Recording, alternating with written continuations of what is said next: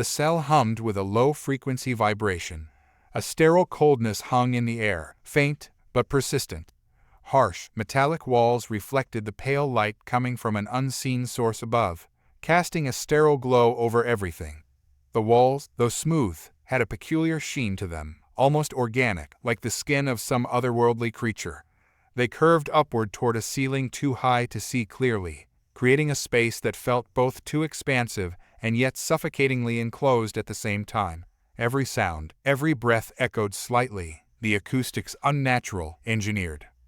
The human, bound to a chair of sleek obsidian-like material, sat with wrists restrained in cuffs that adjusted with slight twitches of movement.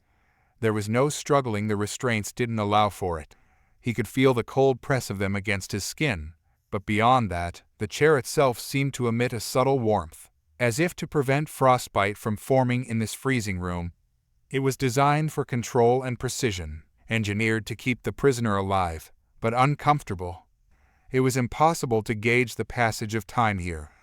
There were no windows, no clocks, just the constant hum and the unnerving feeling of being watched.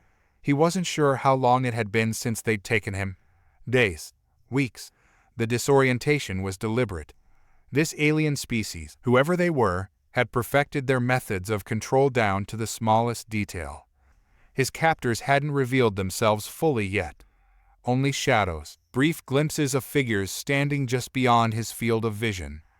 Occasionally, sounds low, guttural clicks and elongated hisses, like a language formed from the vibrations of another realm, drifted into the room.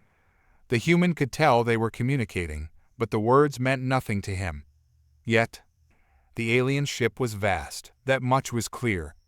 The room itself had an engineered precision that hinted at something more. Advanced technology was integrated seamlessly into the very walls and floor. There were no visible buttons or interfaces, but the walls would shift small metallic panels, rearranging themselves, revealing complex patterns beneath the surface, as though the ship itself was alive, adapting. This wasn't the clunky metal of Earth's machines, nor the sterile white of human laboratories.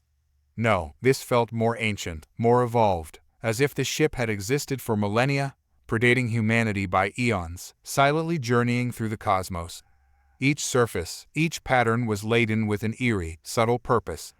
The air itself seemed thinner here, almost as if the ship's atmosphere was designed to be inhospitable to humans, not enough to kill, but enough to make every breath slightly more laborious, every thought a bit heavier. Outside the ship, there was an expanse. The stars, if they even were stars, blinked dimly in the distance. He'd seen brief images through a small viewport when they brought him in. It was a void unlike the night sky of Earth. No familiar constellations, no comforting celestial patterns, just a dark abyss that seemed to pull at the mind, challenging anyone who dared stare into it to comprehend its depth. As he sat, forced into stillness, the human's mind wandered. He found himself reflecting on the fleeting nature of power. Civilizations rise, expand, and inevitably collapse. History had shown this time and again. Egypt, Rome, the Mongol Empire, all towering powers in their own right. And then, nothing but dust and ruins. It was a cycle, and the more advanced the civilization, the more spectacular their fall. Were these aliens not subject to the same fate? Perhaps, in their vast, interconnected empire, they had forgotten that they too were bound by the laws of entropy, that even stars die, that nothing lasts forever. He wondered if they knew that. Did they understand that all the control in the universe couldn't stave off eventual decay? Or were they so far removed from such notions, so secure in their dominance, that they believed themselves invincible? Through his fog of contemplation, he could sense something in the aliens' approach to him. The few words they had spoken in halting English were chilling. To them, humans were primitive, backward, and yet dangerous. They didn't understand why humans had survived as long as they had, why they had risen to the point of even being noticed by this empire of alien species. To the captors, it seemed absurd, perhaps even offensive, that humans had reached beyond their tiny world. They considered themselves arbiters of truth, the gatekeepers of knowledge and power. Their duty, as they saw it, was to tame, control, and ultimately integrate any species they deemed worth their attention. For them, This was a moral responsibility, a cosmic mandate. And humanity? Humanity was a puzzle they hadn't solved yet. The human, despite his calm exterior, couldn't help but feel the uncertainty creeping in. He had no idea what these beings wanted from him, why they had captured him, or what they intended to do. The unknown weighed heavily on him. Not knowing was, in some ways, worse than the torture he half expected. Humans were resilient when they knew what they were up against. But this was something else. He had faced adversity before, sure. Physical pain, mental endurance, hardship that was familiar territory. But this, the aliens didn't just want to break his body. They wanted his mind. He could feel it. They weren't here to torture him into submission. They were trying to dissect his very essence, to understand what made him human. They were studying him, not as a prisoner of war, but as a specimen. And that chilled him far more than any physical threat could. Every interaction was loaded with this tension, the feeling that he was being peeled back layer by layer. His responses, his reactions, his silences, everything was being catalogued, analyzed. He had never felt so exposed. Yet, despite the creeping fear, there was something else brewing within him, a kind of mental fortitude he hadn't expected. The more the aliens probed, the more questions they threw at him, the more his mind began to sharpen, to focus. He couldn't explain it, but there was a deep part of him that felt strangely calm amidst the uncertainty. He wasn't sure if it was defiance or something more primal, but the human spirit, his spirit, seemed to rally against the alien attempts to strip him down. For now, he wasn't trying to outwit them or escape. He was simply surviving moment by moment, breath by breath, and in that survival, he found a strength he hadn't known existed. He could endure, and that endurance, in and of itself, was enough to unsettle his captors. The chair beneath him hummed slightly, a reminder of his confinement, but the human leaned back as far as the restraints would allow, closing his eyes for a brief moment. He took a slow, measured breath. He would not give them what they wanted, not yet. And as the door to the interrogation room hissed open once again, he prepared himself for the next round. The door slid open with a soft hiss, the sound cutting through the otherwise oppressive silence in the room. A figure stood in the doorway, a silhouette against the pale light that poured in from the corridor behind it. For a brief moment, the human couldn't make out any details, just the shape, tall, slender, and wrong. The alien stepped forward, its presence unsettling in a way that wasn't just physical. There was something about the way it moved, fluid and calculated, like it had been designed for efficiency, each motion serving a purpose. As the alien entered the room, the door slid shut behind it, sealing with a finality that left no doubt. The next round of interrogation had begun. The alien was unlike anything from Earth. Its body, tall and elongated, was covered in a smooth, almost glass-like exoskeleton that reflected the dim light in shifting hues of blue and green. Its head was large, disproportionate to its body, with two eyes that were more like black pools than anything resembling human sight. No whites, no pupils, just voids that seemed to absorb rather than reflect. A faint, translucent membrane flickered over them, perhaps a second set of eyelids, giving the impression that the alien was blinking, though its face remained emotionless. Where a human mouth would be, the alien had a slit that occasionally rippled, giving the impression that it was breathing through it. Its limbs, long and thin, ended in 6 fingers, each one tipped with a delicate, sharp claw. It seemed to glide rather than walk, its feet making no sound as it approached. Every movement was deliberate, as though wasting even a fraction of effort was unacceptable. The human watched, his heartbeat steady, his gaze locked onto the alien as it moved to a control panel embedded in the wall. With a wave of one clawed hand, the panel flickered to life, lines of symbols scrolling across it in a language he couldn't even begin to comprehend. Then, the alien turned, its black eyes narrowing as they focused on the human. This wasn't the first time the alien had encountered a human, but it was the first time they had one in their possession for study. To them, humans were anomalies, unpredictable and primitive in their methods of survival, yet undeniably dangerous. They weren't like other species in the galaxy. The others could be controlled, manipulated, and eventually assimilated. But humans, There was something different about them, something these aliens couldn't quite grasp. The interrogation room itself was a testament to the alien belief in control. Every surface was engineered for dominance. The temperature, the lighting, even the barely perceptible vibrations in the walls were designed to create discomfort without breaking the subject. They believed in subtlety, in the art of pushing someone to the edge, but never over it. To the aliens, breaking a prisoner's will wasn't about physical torture. It was about unraveling them mentally, layer by layer, until they were nothing but a raw, exposed mind ready to be molded. And yet, they had found humans to be unusually resilient in this regard.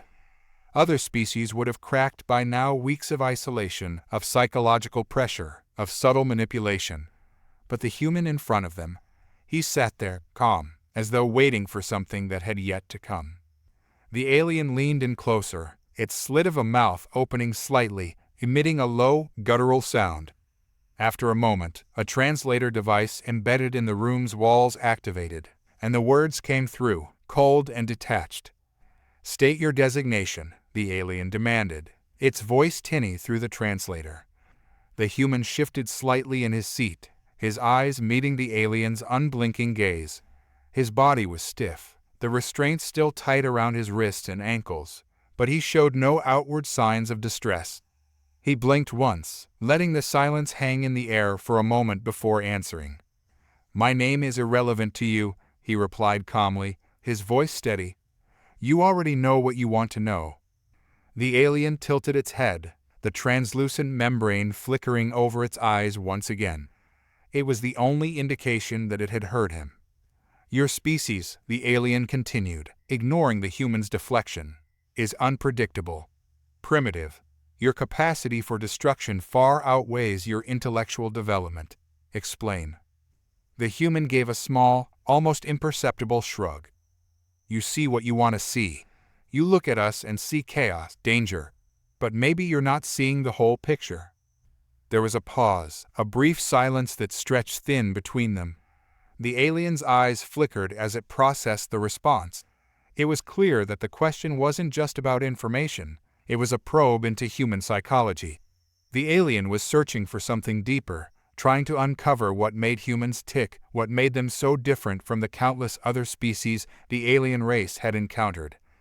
The alien stepped closer, its slender hand reaching out and hovering just above the human's head, as though it could extract the answers it sought directly from his mind.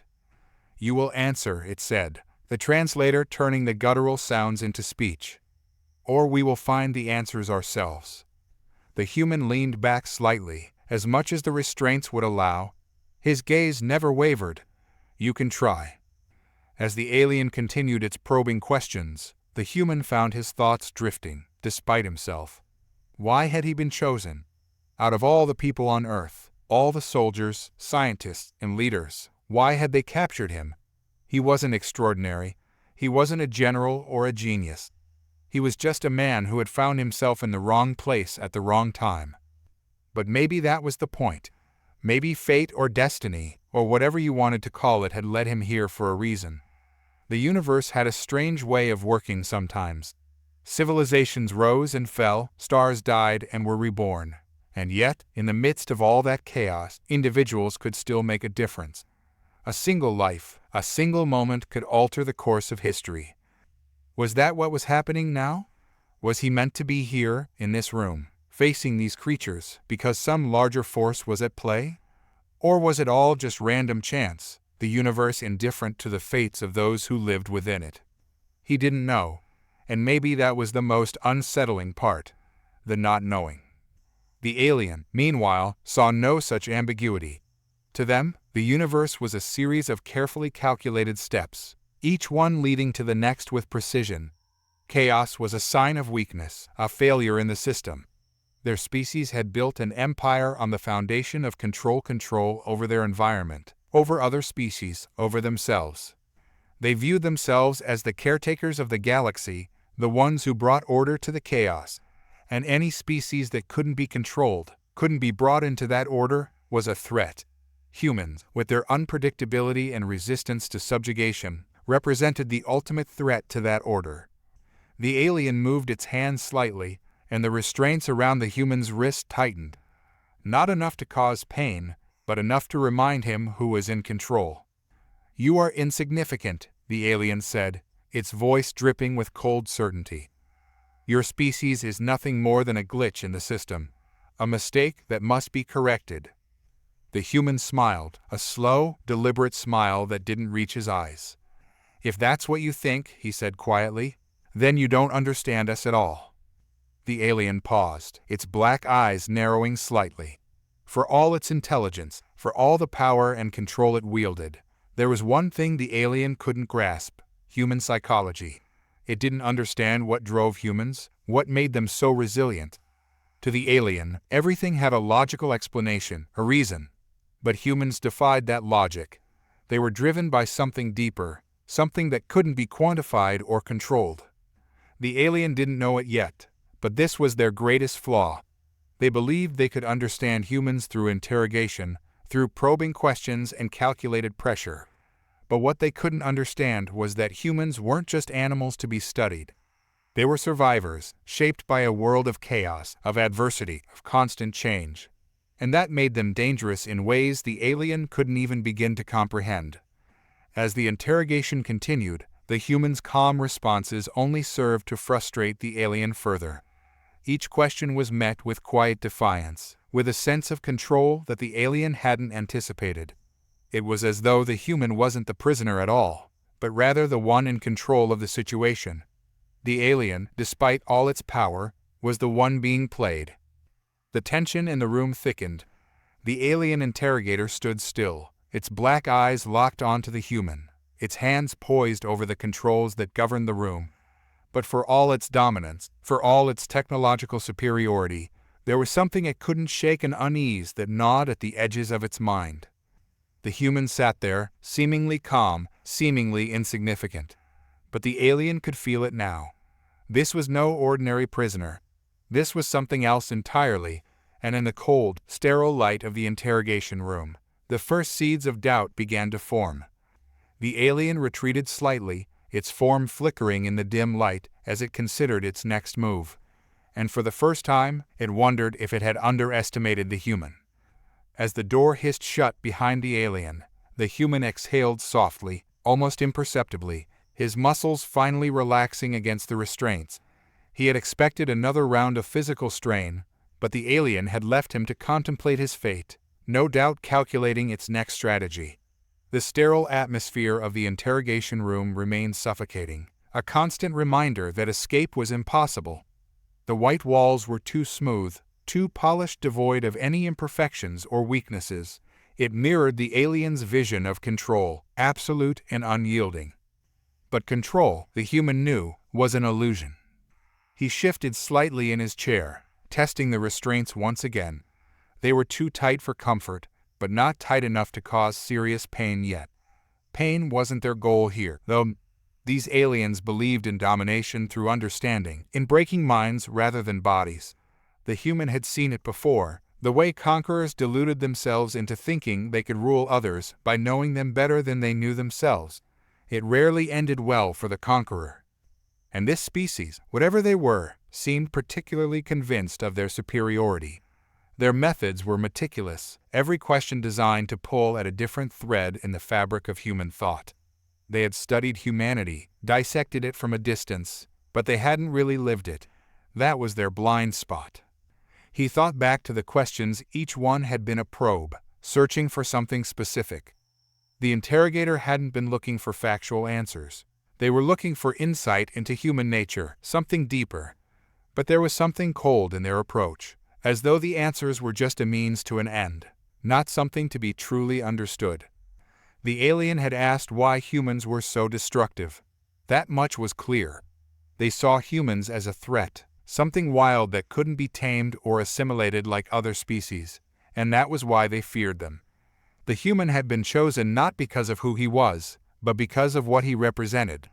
To the aliens, he was the embodiment of that unpredictability, that defiance. He smiled again, the memory of the aliens' frustrated silence still fresh in his mind. Despite all their intelligence and power, they had no idea how deeply they misunderstood. They were trying to analyze him, dissect him like a subject under a microscope. But they were looking at the wrong things. He closed his eyes for a moment, letting his mind wander back to Earth, to the chaos and order that intertwined there. Humans were shaped by conflict, by the struggle to survive in a world that was never quite predictable. From the very beginning, they had adapted not just by conquering, but by enduring. And that was what the aliens couldn't grasp. To them, control meant mastery, bending others to their will. But to humans, control was about adaptation, about the ability to thrive even in the most impossible situations. He opened his eyes again and stared at the ceiling, where the lights burned too bright and too steady. It was all too clinical here, too perfect, and that's why it would fail. On the other side of the door, in a separate observation chamber, the alien interrogator stood in silence, staring at the holoscreen that projected the human's image. The room was dark, save for the faint glow of the screen and the occasional flicker of data scrolling across the panels.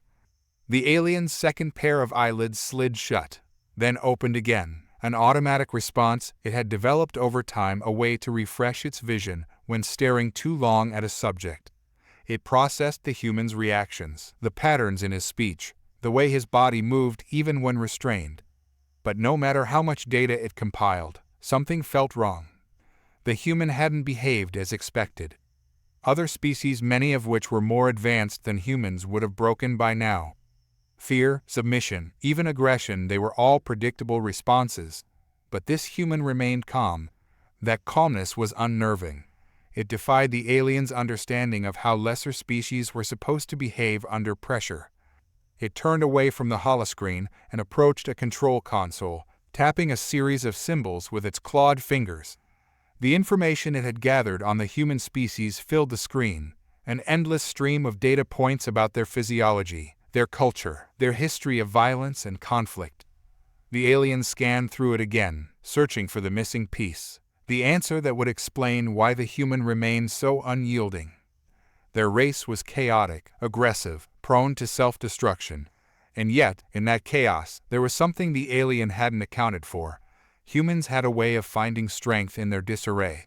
The alien species, by contrast, thrived on order, on structure. Their empire had been built on the idea that everything could be understood, categorized, and controlled. Every species they had encountered before this had fit into their neat, logical system. But humans didn't fit. The more the alien tried to impose its understanding on them, the more they slipped through its grasp. Perhaps the problem wasn't with the human, but with the method itself. The interrogator straightened, its posture rigid with purpose. It had learned something important today. This human wasn't an anomaly. He was a window into the deeper truth about the species as a whole. To break them, to control them, it would have to think differently, to move beyond the usual methods. Another alien entered the room, smaller and more lithe, its 6 limbs moving in perfect synchrony. It bowed its head slightly before addressing the interrogator. They remain resistant. The interrogator's voice came out as a series of guttural clicks, translated instantly by the communication devices embedded in the room. Yes, more resistant than anticipated. The second alien approached the holoscreen, observing the human's expression closely. They do not fear us as others do. They fear something, the interrogator responded. But it is not us, not yet. The second alien tapped a control on the console, bringing up more detailed readings of the human's neural activity during the interrogation. The patterns were strange, erratic, but not in the way they had expected. There was no panic, no indication of stress. Instead, the readings showed something closer to a state of deep contemplation. They believe they have control, the second alien mused. That belief must be shattered, the interrogator replied, its voice cold and certain. But not through force. Their minds are too chaotic for that. Then how? The interrogator turned away from the screen, its black eyes narrowing in thought. We must find what they value most. Once we understand that, we will have leverage. The human had begun to feel the weight of exhaustion settle into his bones. The days, if that's what they were, had started to blur together. Sleep came only in short bursts, broken by the ever-present hum of alien machinery and the sterile, oppressive environment. Still, he maintained his calm, knowing that was his greatest weapon in this place. The aliens wanted something from him, something more than just answers. They wanted control, and if he gave in, if he allowed them to see even a glimpse of fear, they would have the upper hand. He couldn't let that happen. The door hissed open again, and this time 2 aliens entered, their glass-like exoskeletons shimmering faintly in the artificial light. The taller one, the interrogator from earlier, approached without a word, while the smaller alien stayed back, observing. The human straightened in his chair, meeting the interrogator's gaze with the same unflinching calm as before. "What do you value?" the interrogator asked, its voice devoid of emotion. The question was different this time, direct, but in a way that felt more personal. They were changing their approach. "I value a lot of things," the human replied, his voice level. "Freedom, justice, life." The interrogator's void-like eyes bored into him, searching for any sign of weakness. "No," it said flatly. "What do you value?" The human paused, considering the question. He knew what they were doing. They were trying to find leverage, something they could use against him. But he wasn't about to give them what they wanted. "I guess you'll have to figure that out," he said, a small smirk playing on his lips. The interrogator stepped back, its gaze never leaving the human. It turned to its companion, exchanging a silent glance before both aliens left the room without another word. As the door closed once more, the human leaned back in his chair, the smirk fading from his face. He had held his ground, for now, but he knew this was far from over. The lights in the cell remained dim, casting long shadows across the cold metal walls. The human sat upright now, his gaze locked on the door, waiting for it to open again. His wrist throbbed slightly where the restraints bit into his skin, but the pain was secondary and irritation more than a true distraction. He was focused on something else. He had noticed a shift in their approach, subtle at first, but unmistakable. They were recalculating, rethinking their method. The last interrogation had revealed more about them than they had likely intended. The questions about what he valued weren't simply an attempt to extract information. They were searching for something fundamental, something that went beyond mere knowledge. The human knew they were struggling to understand what made his mind tick, and why they couldn't seem to crack it. The door slid open with its usual mechanical precision, and the familiar sight of the tall alien interrogator filled the doorway. This time, it wasn't alone. 2 more aliens, smaller and built differently, with more angular features and darker exoskeletons, flanked the first. They moved with an unsettling grace, their movements calculated and deliberate. The human didn't look away, his eyes following the lead interrogator as it approached. The restraints remained in place, but the tension in the room was palpable. Without preamble, the lead interrogator began. "Do you know why you're here?" The human's eyes narrowed slightly, the faintest hint of curiosity flickering behind them. It was the first time the interrogator had asked something so direct. He considered the question carefully, sensing it held more weight than its simplicity suggested. "I've been wondering that myself," the human replied. His voice was measured, steady. "But I figure it's because you can't figure me out." The interrogator's gaze didn't waver, but the tension in its body was evident. Its species was adept at controlling emotions, but even they had limits. The human had learned to read the subtle shifts, the micro-expressions they couldn't quite suppress. It had taken time, but time was all he had here. "You're different from the others we've encountered," the interrogator said, its voice smooth, but carrying an edge of frustration. "Other species submit. They understand their place in the hierarchy. That's because they've got a very different idea of what power is," the human said quietly. The interrogator tilted its head slightly, its black eyes narrowing. "And you believe you understand power better than us?" The human didn't respond immediately. Instead, he allowed the silence to stretch, forcing the alien to lean into the discomfort of it. It was a tactic, of course. A simple one, but effective. He had no illusions about breaking them. This species had built their entire society on dominance, and they were unlikely to give that up easily. But what they hadn't counted on was the resistance they faced here, resistance, not born out of defiance for its own sake, but out of something far deeper. "I think you've built your world around control," the human said finally, his voice soft but firm. "You think power means having control over everything, over people, over thoughts, over outcomes. You think it makes you stronger." The interrogator's posture shifted ever so slightly, the other two aliens remaining statuesque behind it. The human had hit a nerve, and he knew it. "Control is power," the interrogator responded. "Without control, there is chaos. And without chaos, there's no progress," the human countered. "You think you're at the top because you've mastered control. But control isn't strength. It's a limitation." The alien didn't respond right away. Instead, it seemed to consider the words, its gaze unblinking as it studied the human. The other two aliens, standing behind it, remained motionless, though the human could feel their eyes on him, watching intently. The atmosphere was thick with unspoken tension. "You believe chaos brings strength?" the interrogator finally asked, its voice tinged with something that might have been curiosity or perhaps skepticism. "I believe adaptation brings strength," the human replied, "and you can't adapt to everything if you're always trying to control it." The interrogator's fingers twitched slightly, a barely noticeable movement, but it told the human what he needed to know. They didn't understand him, not fully. They had studied his species, cataloged their traits, analyzed their behaviors, but they had missed the core of what made humans who they were. And now, faced with something they couldn't predict, they were floundering.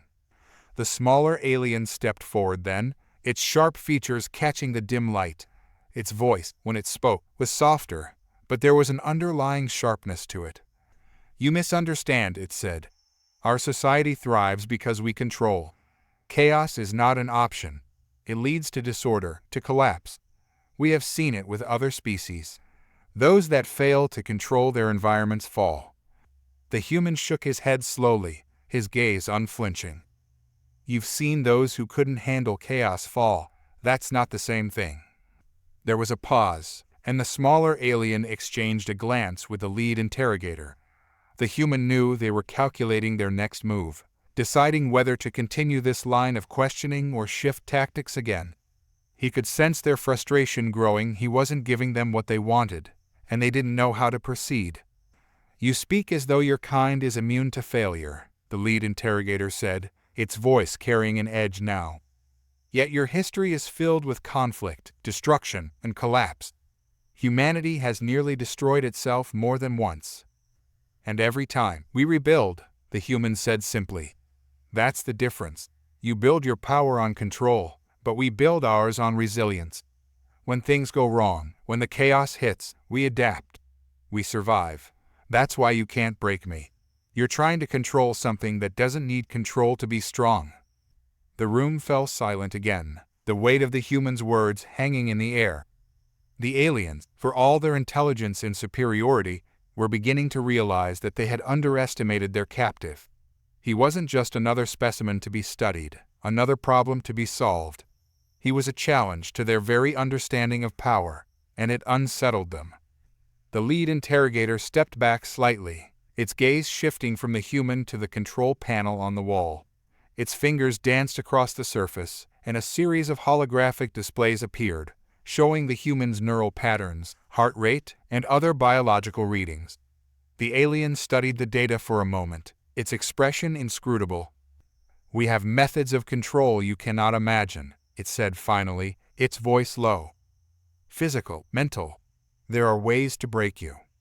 The human's lips curled into a slight smile, but it wasn't one of amusement.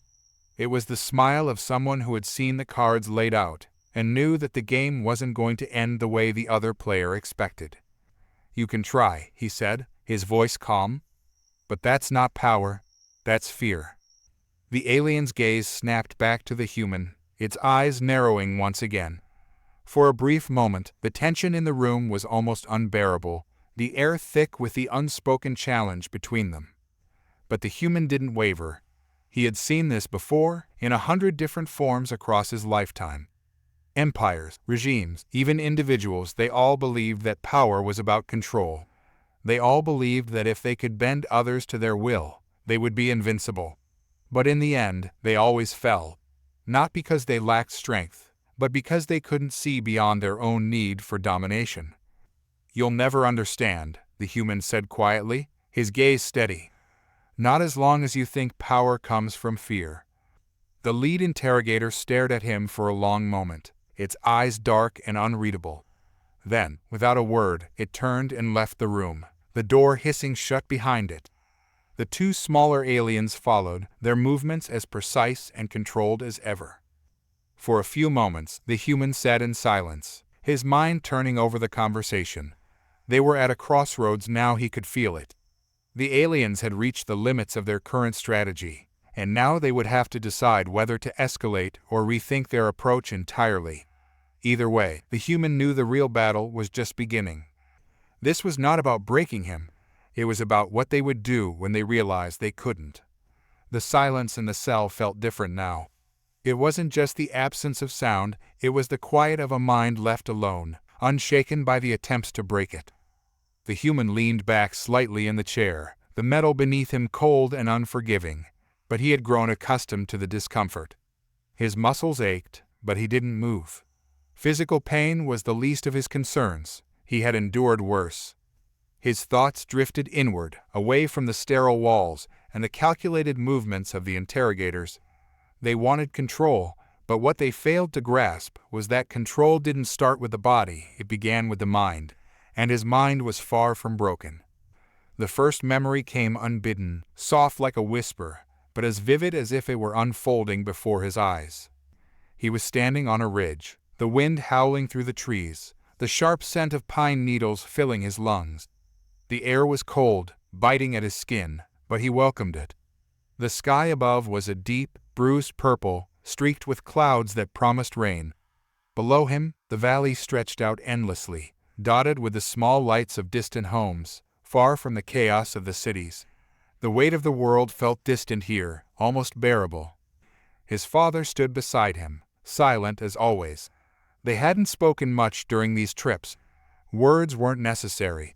It was the shared quiet that had meant everything. "Do you know why we come out here?" his father had asked once, his voice barely audible above the wind. The human, then just a boy, had shaken his head. "It's to remind us," his father had said, glancing down at him, his face weathered from years spent outdoors, "of what we can endure, of what's out there, waiting. You'll never survive it by brute force. You survive by knowing when to bend and when to stand firm. The wind can snap a tree in half, but the tree doesn't break if it's willing to sway." His father's words had stuck with him. It wasn't about strength, not in the way others thought of it. Endurance wasn't about being unyielding. It was about knowing when to adapt, when to hold on, and when to let go. The memory faded, and the human found himself back in the cell, the cold walls pressing in around him. He took a slow breath, steadying his heartbeat, grounding himself in the moment. They would come back soon, the interrogators. They always did. But they were fighting a battle they didn't understand.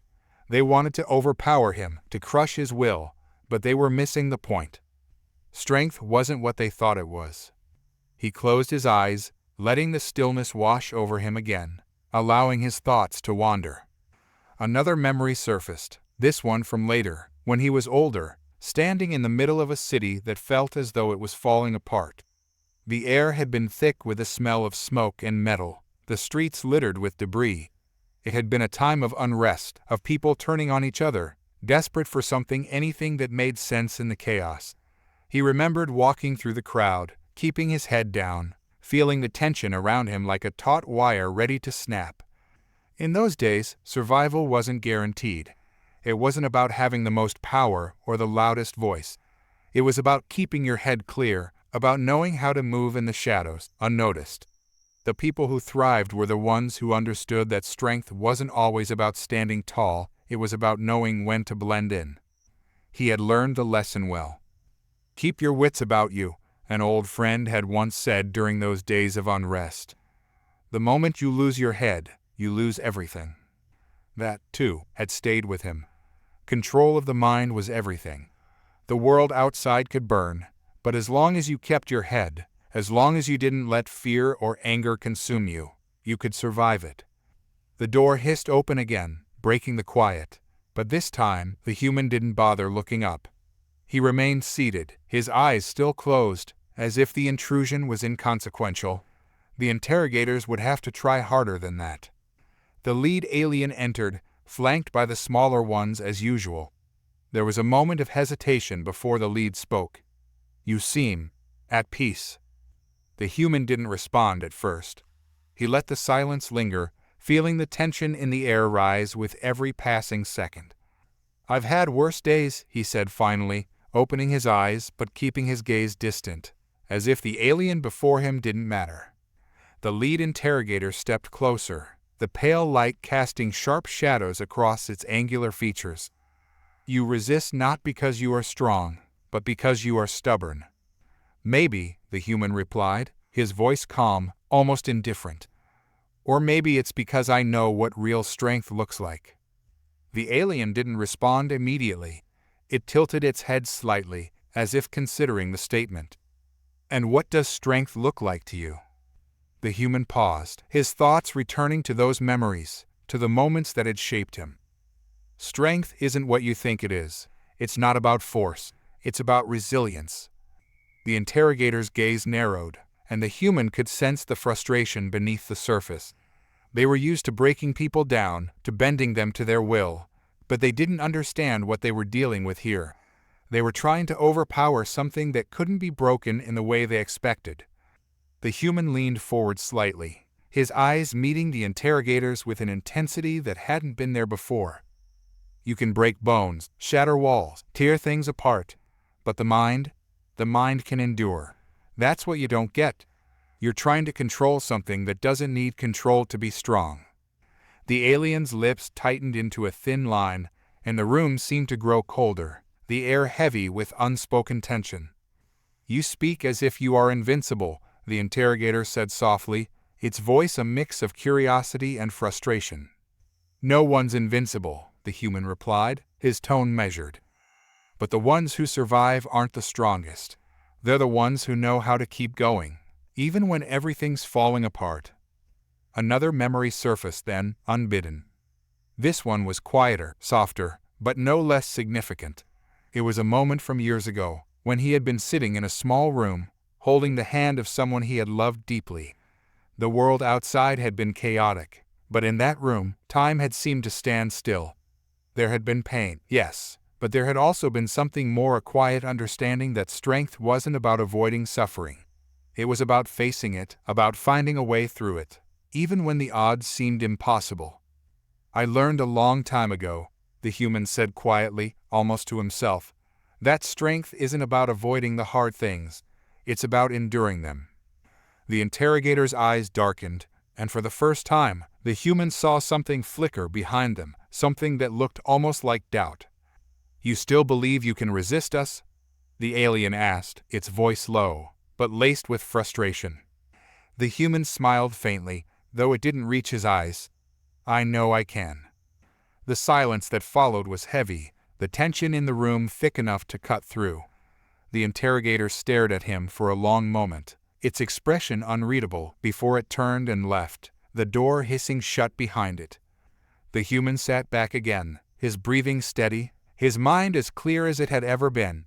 He had faced worse than this, and he knew the battle wasn't just physical. It was mental, emotional. It was about holding on, about finding the strength to keep going, even when everything around you seemed designed to break you. And in that moment, he knew they couldn't break him. Because real strength wasn't something they could take from him. It was something they could never understand. The atmosphere in the observation room had shifted. The once clear-cut confidence that pervaded the alien interrogators was beginning to fray at the edges. Two figures stood silently, staring through the one-way glass at the human seated in the interrogation chamber. The lead interrogator, Ixiel, tall and composed, kept his posture rigid, but his eyes betrayed a deepening frustration. Next to him stood Hal, a younger member of the team, her eyes sharp and thoughtful, yet her movements betrayed an undercurrent of hesitation. They had seen this before: species that resisted, that clung to some last shred of defiance. But never like this. Never with such stillness. The human's resilience had unnerved them more than they would admit. Vihal broke the silence first, her voice careful, measured. "It's not working, Ixiel." Ixiel didn't respond immediately. His gaze remained fixed on the human, whose face, though calm, was lined with the subtle exhaustion of one who had been tested repeatedly but remained firm. Ixiel had seen broken wills, the slow unraveling of resistance in countless species. The process was methodical, like the crumbling of a mountain under constant pressure. But here, there was no crumble, just a wall that refused to crack. "Patience," Ixiel said finally, his voice cold. "The human will break. They all do." Vihal glanced sideways at him, her expression unreadable. "Do they?" Ixiel's head snapped toward her, his eyes narrowing. "Are you questioning our methods, Vihal?" She turned to face him fully, her posture stiff but her expression guarded. "I'm questioning whether this human can be broken with the methods we're using." The tension between them thickened, the weight of her words hanging in the air. Vihal had been with the interrogation team for years, trained under Ixiel's guidance. She knew the procedures, the tactics, the fine balance between coercion and control. But this was different. She could feel it.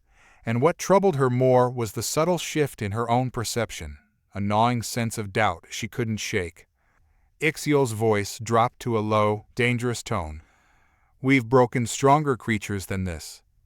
"Have we?" Vihal's words were quiet but pointed. "Stronger in body, maybe. But this isn't about physical strength."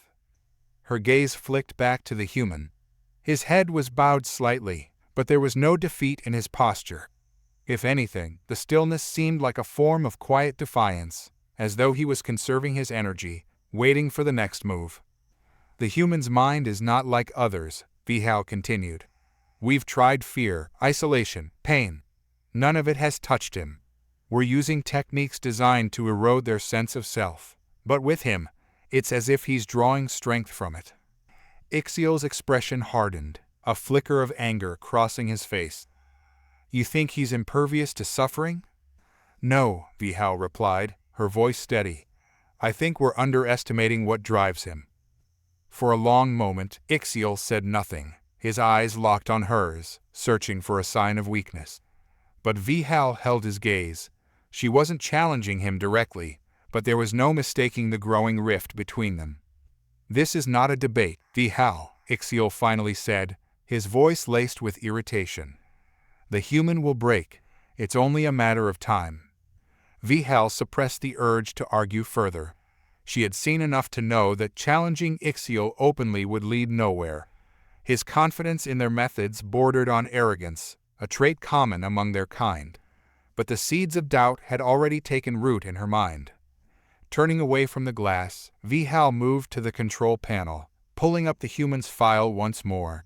She skimmed through the familiar details: earthbound upbringing, military experience, a history of resilience under pressure. But there was something else, something deeper that eluded her. "What if we've misunderstood the human?" she asked, almost to herself. Ixiel glanced at her sharply. "What do you mean?" Vihal hesitated, her eyes scanning the data before her. "Our methods rely on a fundamental principle that by stripping them down, by breaking their will, they'll submit. But humans don't respond the way others do. Their endurance comes from something we can't quantify. It's not just survival, it's a belief in something greater, something intangible." Ixiel's lip curled in disdain. "You're suggesting we rely on philosophy now?" "I'm suggesting," Vihal said carefully, "that we've been trying to break him through force and fear. But perhaps it's his mind we should be trying to understand." Ixiel's frustration bubbled to the surface. "We are not here to understand him.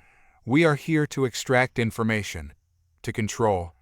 The human is an obstacle, nothing more."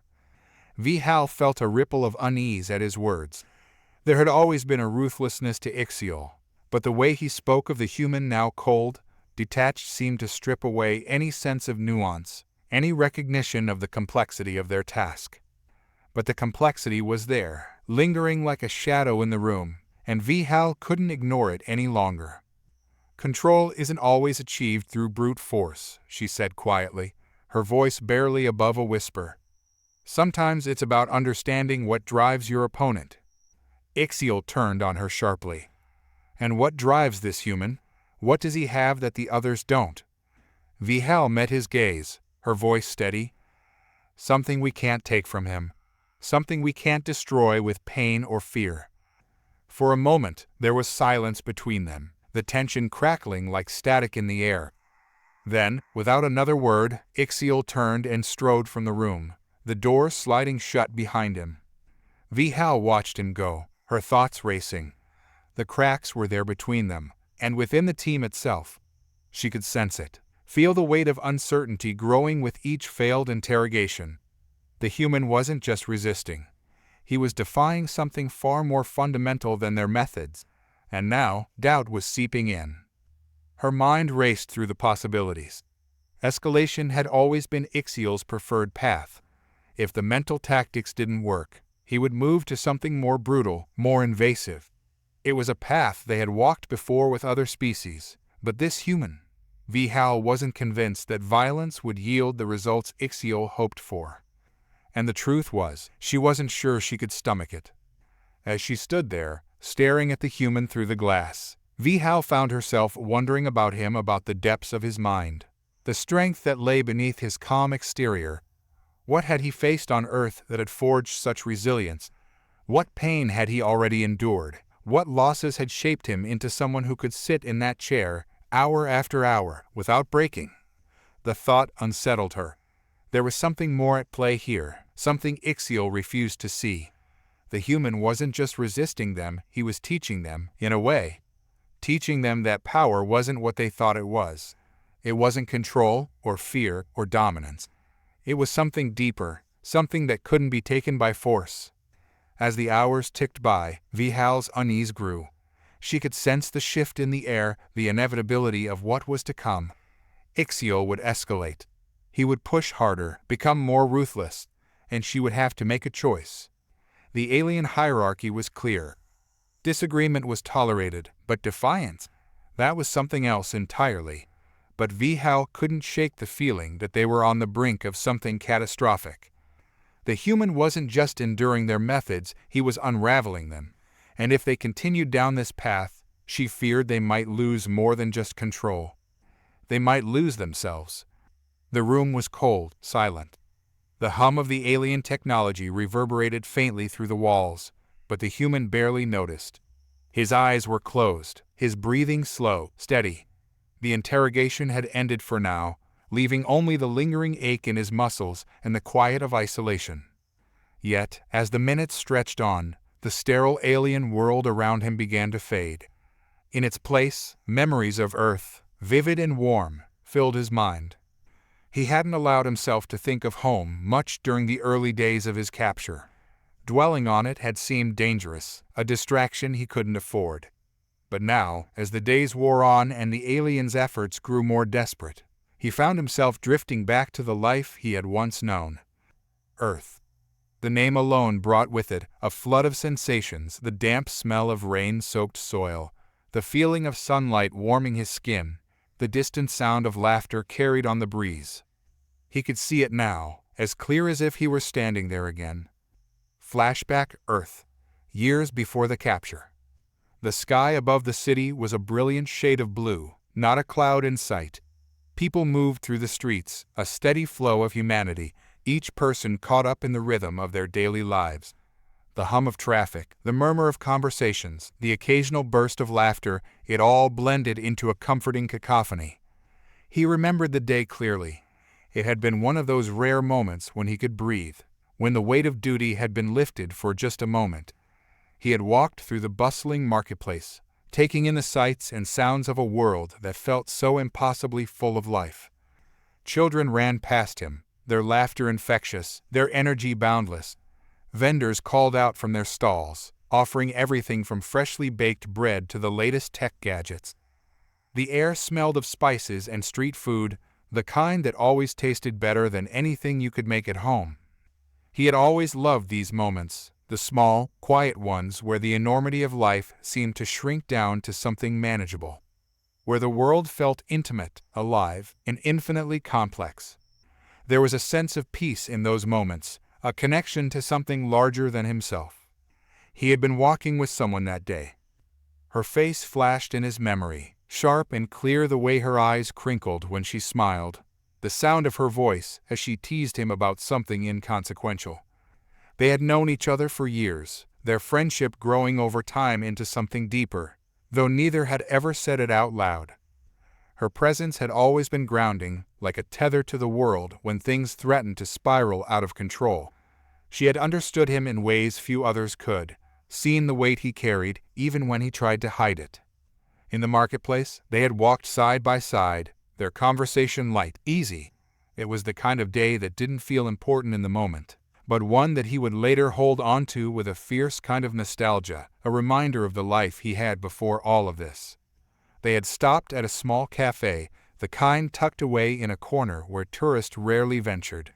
She had ordered tea, as always, and they had spent the afternoon talking about everything and nothing. He remembered the way she had laughed, her eyes bright with amusement. There had been a warmth to the moment, an ease that was hard to find in the chaos of the world. It was only later, after the capture, that he realized just how much those moments had meant to him. How much they had shaped him, made him who he was. The memory faded, replaced by the cold, sterile walls of the interrogation room. But the warmth of Earth lingered, a contrast to the alien world that now held him captive. There was a strength in those memories, something the aliens couldn't touch. They could inflict pain, they could try to break his body, but they couldn't take away what he had lived through, the people he had loved, the world he had known. He had seen Earth at its best and at its worst. He had fought for it, bled for it, and he knew what it meant to lose something precious.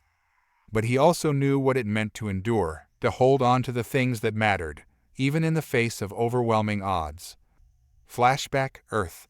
The day of departure. The day he left Earth was different. There had been no bright blue sky, no bustling marketplace. It had been raining, the kind of steady downpour that blurred the edges of the world and soaked through even the thickest jacket. He had stood on the tarmac, the cold rain pelting down, soaking his hair and clothes. Around him, the preparations for departure were underway, machines whirring, people shouting instructions, the low hum of spacecraft engines warming up in the distance. But all of it had felt far away, muted by the sound of the rain. She had been there too, standing a few feet away, her arms crossed over her chest as she watched him. The easy laughter they had shared in the marketplace was gone, replaced by something heavier, more complicated. They both knew what this day meant. He had been chosen for a mission, one that would take him far from Earth, to the edges of known space. It was an honor, a duty he couldn't refuse. But it had also been a goodbye, one that neither of them had wanted to acknowledge until it was too late. They had exchanged few words that day. What could they say? There were no promises, no reassurances, just the unspoken understanding that things would never be the same. She had reached out, then, her hand resting briefly on his arm. It was a small gesture, but it had meant more to him than he could put into words. "Come back," she had said softly, her voice almost lost in the sound of the rain. He had nodded, but they both knew the truth. There was no guarantee he would return. The mission was dangerous, the odds uncertain. As the rain continued to fall, they had stood in silence, the weight of the moment pressing down on them. Then, without another word, he had turned and walked toward the waiting spacecraft, the rain blurring his vision as he left the world he had known behind. Back in the alien world, the human opened his eyes, the weight of the memories settling over him like a cloak. The warmth of Earth, the connection to the people he had left behind, was still with him, fueling his resolve. The aliens couldn't understand it, this bond, this resilience that came not from brute strength, but from something deeper. It wasn't just the mission that drove him. It was the people, the moments, the memories that had shaped him. And as he sat there, alone in the cold room, he knew that no matter what they did, no matter how they tried to break him, they couldn't take that from him. Earth was more than a place. It was a part of him, and it was that part of him that the aliens could never touch. The room was dimmer than usual. The lights above, always cold and sterile, had been adjusted to cast a faint, shadowy hue across the chamber. The chair, once merely uncomfortable, had been replaced by something designed for a different purpose entirely. Restraints snaked around his wrists, ankles, and chest, cold to the touch and tighter than necessary. He knew what was coming. The subtle shift in the room's atmosphere, the increased tension in the air, and the nearly imperceptible tremor in the hands of the alien attendants, something had changed. The aliens had grown impatient, their earlier confidence replaced by something more desperate. They had failed to break him with their psychological games, their probing questions, their attempts to unravel his mind. Now they would turn to something more primitive: pain. He waited, his eyes half closed, his breathing steady. The stillness was deliberate, a signal. He would not fight them, nor would he resist what they were about to do. It was not apathy that drove him, nor recklessness. It was something else, a choice. The door hissed open, and the familiar figures of the alien interrogators entered. But this time, there was no pretense of civility, no illusion of conversation. The lead interrogator moved with purpose, its serpentine limbs gliding with precision, while two others followed, carrying strange instruments that glimmered ominously in the low light. The human raised his gaze, meeting the eyes or what passed for eyes of the alien in charge. There was a flicker of something in its expression, something almost hesitant. The interrogator's thin, translucent lips twitched, revealing rows of sharp, needle-like teeth beneath. "We have given you time," the alien began, its voice a cold, mechanical rasp. "We have offered you chances to speak freely, to cooperate. Yet you persist in this defiance." The human remained silent, his gaze steady. The alien's expression hardened. "You have shown remarkable resistance to our methods. Your species is resilient, but everything has its limits, even you." The human's lips parted slightly, a soft breath escaping, but still no words. The calmness in his eyes was disconcerting, and the alien's frustration grew palpable. "This will be your final chance," the interrogator continued, stepping closer. "You will tell us what we need to know, or we will break you." The instruments were set on a nearby table, their metallic surfaces gleaming in the dim light. One of the attendants began adjusting the settings, the soft whir of machinery filling the silence. The human's eyes flicked toward the devices, then back to the interrogator.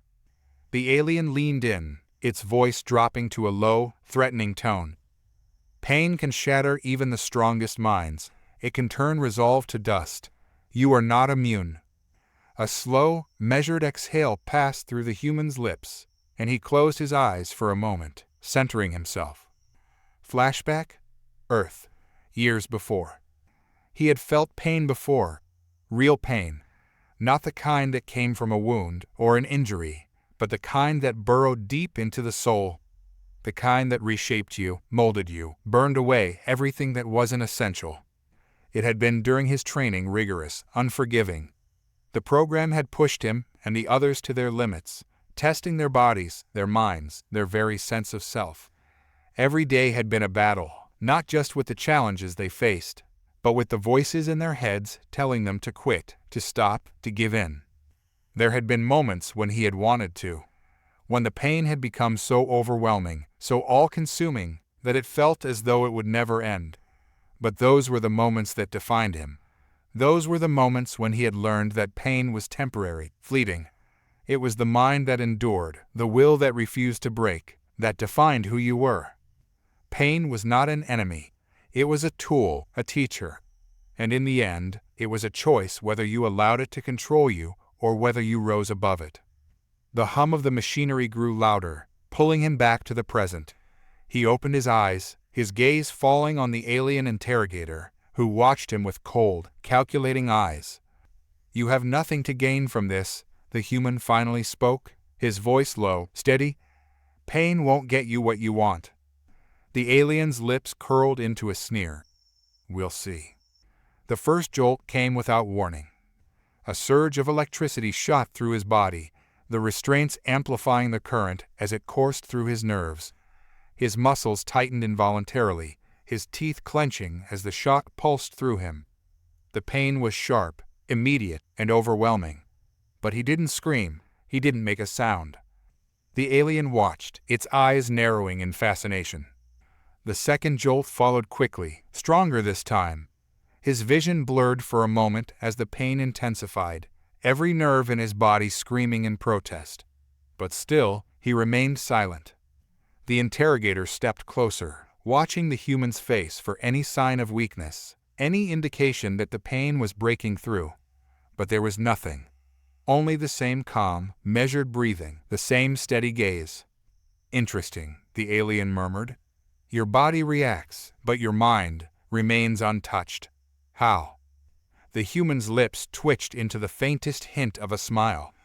"You wouldn't understand." The interrogator's expression darkened. "Then perhaps we need to escalate." Pain was a strange thing, the human mused. It was a physical sensation, yes, but it was more than that. Pain lived in the mind, feeding off fear, off anticipation, off the unknown. It wasn't the injury itself that broke people, it was the fear of more to come, the uncertainty of when it would end, or if it would end at all. But if you could separate the sensation from the fear, if you could strip away the layers of anticipation and focus only on the present moment, pain became manageable. It became something you could endure, something you could control, rather than something that controlled you. Pain, like so many things, was a choice. You chose how much power you gave it, how much of yourself you allowed it to consume. In his training, they had taught him to meditate on this, to observe the pain as it came, to acknowledge it, but not to let it define him. The body could endure far more than the mind often realized. The trick was to keep the mind free, to let it rise above the body's suffering. As the alien prepared the next round of torture, he centered himself, focusing on his breath, on the steady rhythm of his heartbeat. He let the pain come, but he did not give it power. He felt it, acknowledged it, but did not allow it to touch the core of who he was. The third jolt was the strongest yet. His body convulsed, the restraints biting into his wrists and ankles as the current surged through him. His vision dimmed, spots dancing before his eyes as the pain reached a crescendo. His muscles screamed in protest, his body trembling with the intensity of it. But his mind remained calm. The alien interrogator leaned in, its eyes searching his face for any sign of submission, any indication that the human was close to breaking. But there was nothing. No scream, no cry for mercy, only silence. The interrogator's frustration was palpable. It turned to one of its attendants, barking an order in its native tongue. The attendant hesitated, then adjusted the settings on the machine, increasing the intensity even further. "Tell us what we want to know," the interrogator hissed, its voice laced with impatience. "Or this will continue." The human's chest rose and fell with slow, deliberate breaths. His gaze met the alien's, calm, unflinching. "You don't understand pain," he said softly. "You think it's a weapon, but it's not. It's a lesson." The alien's eyes flickered with confusion. "A lesson?" The human nodded, his voice steady despite the pain still coursing through his body. "Pain teaches you what you're capable of. It shows you where your limits are and how to move beyond them." The interrogator's expression hardened. "You believe yourself invincible, then? That you can withstand anything we throw at you?" "No," the human replied. "I'm not invincible. But I understand something you don't. Pain isn't about breaking. It's about endurance. And I've learned to endure." The alien's frustration boiled over. It turned sharply to its attendants, gesturing for them to increase the intensity of the machine once more. But before they could comply, another voice spoke up from the shadows. "Stop." The command came from one of the other interrogators, the one who had been watching silently from the corner of the room. The lead interrogator turned, its eyes narrowing in irritation. "What are you doing?" it snapped. "We're not finished." But the second interrogator stepped forward, its expression calm but firm. "This is pointless. He won't break." The lead interrogator hissed in anger, but the second continued, its gaze fixed on the human. He's not like us. Pain doesn't control him the way it controls others. The lead interrogator turned back to the human, its eyes narrowing in frustration. We'll see. But as the human sat there, battered but unbroken, it was clear to everyone in the room that the breaking point hadn't come. Not for him, at least. There was something the alien interrogators hadn't anticipated, something they couldn't fully grasp about the human mind. Their species, for all its advancements in technology and understanding of the physical universe, had overlooked the intricacies of human endurance. Pain had been, in their history, a universal language of dominance. But here, it failed to translate. The second interrogator stepped closer, its gaze shifting between the human and the lead. There was a quiet authority in its movements, a suggestion that this wasn't merely a suggestion, it was a command. The tension between the two alien figures became more evident, like the room itself was holding its breath. "You're wasting time," the second interrogator said, voice measured. Its tone was not soft, but it wasn't hostile either. It was more analytical, as though it were piecing together something new, something unexpected. "This creature, whatever it is about his kind, doesn't respond to what we would expect. You continue down this path, and you're not just going to lose him, you're going to lose control." The lead interrogator's slender limbs flexed, its impatience bleeding into aggression. "Lose control? We have him restrained. He's nothing. A pest beneath us, beneath all of this." It gestured with an angry flick toward the machinery, its form rippling with agitation. But the second didn't flinch. Its presence was the antithesis of the lead's escalating rage, calm, observing. It turned its head slightly, almost imperceptibly, as if calculating something beyond what the lead interrogator was willing to acknowledge. "I'm not talking about physical control," the second said. "I'm talking about losing the reason we're here at all. The information, the breakthrough. Torture him all you want, he's already decided not to give you what you want. You're strengthening him." The lead sneered, its sharp features twisting in disdain. "Your method's soft, weak.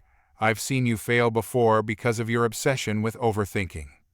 It leaned closer to the human, eyes narrowing with something resembling disgust. "You think we're doing him a favor by stopping now?" The human remained seated, bound by the restraints, but his eyes followed their argument. He knew what was happening here. This wasn't just about him anymore. The cracks in their cohesion had begun to show, and now it was the interrogators themselves who were being tested. The longer they bickered, the more he understood them. Their team was fractured. One wanted answers no matter the cost, and the other seemed to realize there was a cost they hadn't anticipated. "I think," the second interrogator continued, stepping closer to the lead, "you're letting your ego blind you. It's not about breaking him, it's about understanding him. And if you keep pushing in this direction, we'll never understand what drives them, what makes them so persistent." The lead interrogator's voice dropped low, nearly a growl. "We don't need to understand. We need compliance. Understanding is irrelevant when we have the power to take whatever we need by force." The human exhaled slowly, a subtle smile playing at the edges of his lips. It wasn't mockery, more an acknowledgement that the conversation happening in front of him was far more revealing than anything they had tried to pull from his mind or body. "He's watching us," the second interrogator said, quieter now, but there was no mistaking the note of caution in its voice. "And you're giving him exactly what he needs to keep resisting." The lead snapped around, eyes burning with frustration. "Enough of this. He's already given us nothing. And now you're going to stand there and pontificate on why we shouldn't push harder. This is a waste of time. You're the one wasting time by failing to adapt. Torture has limitations, especially with creatures like him." The second interrogator's voice was cool, and with every word, it was clear that this was more than a professional disagreement. It was a fundamental clash in ideology. There was silence, thick and heavy, as the two stared each other down. The lead was seething, its body trembling with suppressed rage, but there was something deeper in the second's posture, a quiet understanding that its logic was sound, even if the lead refused to see it. The human tilted his head slightly, feeling the room's energy shift again. He could sense that these two weren't just interrogators. They represented something larger, perhaps the fractures within the alien society itself. Different approaches, different beliefs about how to deal with threats, and different philosophies on power. The lead interrogator's eyes snapped back to the human, and without warning, it pressed a series of buttons on the control panel. A shriek of electricity surged through the restraints again, the familiar shock ripping through the human's body. This time, it was longer, more sustained, designed not to extract information but to punish. But as the pain intensified, the human closed his eyes, breathing deeply. His body convulsed, but his mind remained elsewhere, detached from the physical agony. He had been here before, in this place where pain and suffering intersected with clarity. It was during one of the harsher training exercises back on Earth. Pushed to his limits, broken down day after day until the line between pain and endurance blurred. His instructors had called it mind-body separation, a tactic meant to keep him functional even when his body was on the verge of collapse. Pain, they taught, was just another signal, one that could be controlled, if the mind was disciplined enough. His thoughts drifted as the electrical surge continued. He pictured the training fields back home, the endless blue skies of Earth, the laughter of his fellow trainees. Those memories, once painful reminders of what he had lost, had become his shield. Every moment they tried to strip him of his humanity, those memories grew stronger. Finally, the lead interrogator released the button, the electric hum ceasing abruptly. The human's body slumped forward slightly, his muscles twitching involuntarily as the current left his system. But when he lifted his head again, the calm in his eyes had not wavered. The second interrogator's eyes narrowed, watching closely. It wasn't his physical resilience that intrigued the alien, it was the resolve behind it. There was something here they hadn't accounted for, something beyond their understanding of what drove living beings. It wasn't just survival instinct. There was a depth to this human's endurance that they couldn't quantify. "This is your failure," the second interrogator said, stepping closer to the lead. "You can't break what's already accepted, the worst you can offer." The lead interrogator turned, its face twisted in rage. "Then what do you suggest?" it spat. "That we let him walk away? That we allow him to mock us with his silence?" "No," the second replied, voice low but firm. "I suggest we change our approach. If we want to get to the core of what drives him, we need to stop treating him like he's one of us. He's not. And we need to stop pretending that pain is the only language we speak." The human watched as the second interrogator moved toward the door, its hand hovering over the controls. The room's atmosphere shifted again, and he felt the tension begin to drain, like a thread that had been pulled too tight and was now being released. "We'll come back," the second said to the lead. "But next time, we'll ask the right questions." The door hissed open, and without another word, the second interrogator left. The lead stood there for a moment, seething, before turning back to the human. "You think you've won," it said, voice dripping with contempt. "But this is far from over." The human said nothing, his calm, steady gaze the only response he gave. In that silence, the lead interrogator's frustration festered, but it was clear even to the alien that something had shifted. The power dynamic in the room had changed, and no amount of physical torture could restore it. With a final sneer, the lead interrogator turned and followed its counterpart out the door, leaving the human alone in the dim, quiet chamber. He exhaled slowly, feeling the weight of his body settle back into the chair, but his mind was already elsewhere. They would return, and next time they would try something different, but it didn't matter. He was ready. The chamber hummed with a low, rhythmic pulse, the subtle thrum of alien technology interwoven with the near-silent tension that gripped the interrogators. The door slid shut with a quiet hiss, sealing them in their private briefing room. Here, in the dim light, the two interrogators stood, their forms outlined by the cool blue glow of data screens. Silence hung heavy between them, and though no words had been spoken yet, the room was thick with unspoken questions. The second interrogator's posture was rigid, its arms folded across its chest, eyes fixed on a readout of the human's vitals. The lead interrogator stood nearby, fingers tapping against the metallic table, its impatience barely concealed behind a veneer of control. The flickering screen illuminated their faces, but in the reflection, something else became clear doubt. "He should have broken by now," the lead said, voice low and strained. "It's been too long. No one withstands this much. Not without." It trailed off, its gaze darkening. The idea that the human had something beyond physical strength, something intangible, was not a possibility the lead was willing to entertain. At least, not openly. The second interrogator didn't look up from the display, but its eyes narrowed slightly. "Perhaps we underestimated the human species. This one. His resilience is not something we've encountered before. Physical torture, deprivation, mental strain, nothing works.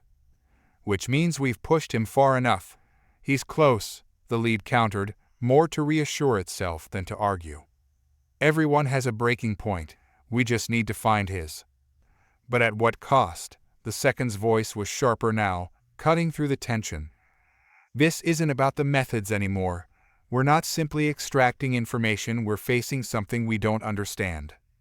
There was a pause, and for a moment, the room felt even smaller, the walls closing in as the weight of the admission settled. The lead shifted uneasily, its gaze darting away as though the second's words had hit a nerve. It wasn't accustomed to failure, to not knowing the answers, but there was no denying it now. The human had defied their expectations at every turn, and with each moment he remained unbroken. The cracks in their certainty grew wider. "You're suggesting we stop?" the lead asked, though it was more of a challenge than a question. "That we let him win?" The second shook its head slowly, finally lifting its gaze to meet the lead's. "I'm suggesting that we need to think beyond the physical. Torture won't work. He's shown us that. This isn't about winning or losing, this is about understanding what drives him. And if we don't, we risk failing altogether." The lead's eyes flashed with frustration, but there was a hesitation now, a sliver of doubt creeping into its rigid posture. It turned away, pacing the small room with an anxious energy that betrayed its unease. The more the human resisted, the more power he seemed to gain, not physically, but mentally, emotionally, and that was something the lead couldn't comprehend, much less control. "We were supposed to break him," the lead muttered, almost to itself. "He was supposed to fear us, to yield. But instead—" "He's showing no fear," the second finished, voice soft but firm. "Not in the way we expected." The lead stopped pacing, its gaze hardening. "That doesn't make sense. Fear is universal. We've broken species far more resilient than his. Fear is instinctual, it's biological." "Is it?" the second asked, its voice quiet but pointed. "Or is it something we've conditioned ourselves to believe?" The question hung in the air like a tangible weight. The lead stared at the second, its features taut with disbelief. It had never questioned the fundamentals of fear of power. But now, for the first time, it was being forced to confront the possibility that its understanding of control might be flawed. "You think we're wrong?" the lead asked, incredulous. "I think we're missing something vital," the second replied. "Something about the human mind that we haven't accounted for. His resilience isn't just physical, it's psychological, philosophical, even. He doesn't fear the pain because he's already mastered it." The lead shook its head, unable or unwilling to accept the implication. "No one masters pain. Not like this." "And yet he has," the second said quietly. "What if the reason we can't break him is because he's already accepted everything we can do to him? What if pain, fear, what if these are tools that no longer work against him?" The lead's hands curled into fists, its frustration palpable. "If that's true, then what are we supposed to do? How do we control someone who doesn't fear pain or death?" "Maybe we don't control him," the second said, voice barely above a whisper. "Maybe we learn from him." The silence that followed was deafening. The lead stared at the second as though it had spoken blasphemy. To suggest learning from a captive, a human no less, was unthinkable. But there was something in the second's tone, something unsettlingly reasonable, that made the lead falter. "We're not here to learn," the lead said, though its voice lacked the conviction it usually carried. We're here to extract information. He's a means to an end, nothing more." "But what if he's more than that?" the second pressed, stepping closer. "What if he's the key to understanding something greater? We thought we could break him like any other subject. But what if breaking him isn't the point? What if we've miscalculated?" The lead's expression darkened, but the words struck a chord. Miscalculated. It wasn't something the lead had ever considered, let alone admitted. But now, faced with the human's unyielding resistance, it couldn't shake the growing feeling that they had, indeed, made a mistake. The second stepped away from the console, its movements slow and deliberate. "I've watched him. I've seen the way he processes the pain, the way he endures. It's not defiance, it's acceptance. He's made peace with it. And that's why we can't break him. Because we're trying to fight a battle he's already won." The lead clenched its jaw, frustration bubbling to the surface. "And what do you propose we do, then? If he's already won, what's left?" The second was quiet for a moment, contemplating the weight of the question. Finally, it spoke, voice low and deliberate. "We stop trying to break him. We start trying to understand him." The lead scoffed, though it was more out of uncertainty than derision. "Understand him? We've dissected his kind, studied their biology, their history. What more is there to understand?" "Everything," the second replied. "We've approached this from the wrong angle. We thought we could overpower him, but that's not the solution. We need to understand what makes him, what makes them so resilient. And until we do, we'll never succeed." The lead was silent, its mind racing. It wasn't an easy admission to make, but deep down, it knew the second was right. The human's calm, his unshakable resolve, it was more than just resistance. It was something deeper, something they hadn't anticipated, and it terrified them. The second turned to leave, pausing at the door. "Think about it," it said, its voice softer now. "We're not dealing with just another species. We're dealing with something we don't fully understand. And if we keep pushing without learning, we might lose more than just control." The lead watched as the door slid shut behind the second, leaving it alone in the dimly lit room. For the first time, it felt a tremor of fear, not for what the human could do, but for what they had failed to see. Back in the interrogation chamber, the human sat in silence, his breathing calm and measured. He knew they were afraid now, not of him, but of what he represented, and that, more than anything, was his greatest weapon. As the minutes ticked by, the room grew colder, the walls closing in with a suffocating stillness. The human's mind drifted, not to Earth this time, but to the present moment. He could sense the fractures forming, the doubts seeping into their collective psyche. It was only a matter of time before they crumbled completely. They had miscalculated, and he had known it from the start. For now, he would wait.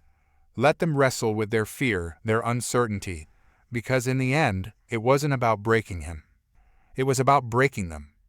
The atmosphere in the alien vessel's command center was thick with unease. The room, usually a hub of activity and precision, was now a battleground of conflicting opinions and fractured ideologies. The sterile white walls, lined with holographic displays and data consoles, seemed to pulse with the tension that had taken root among the interrogators. The lead interrogator paced back and forth, its steps echoing through the spacious room. Its usual composure was gone, replaced by a sense of agitation that was almost palpable.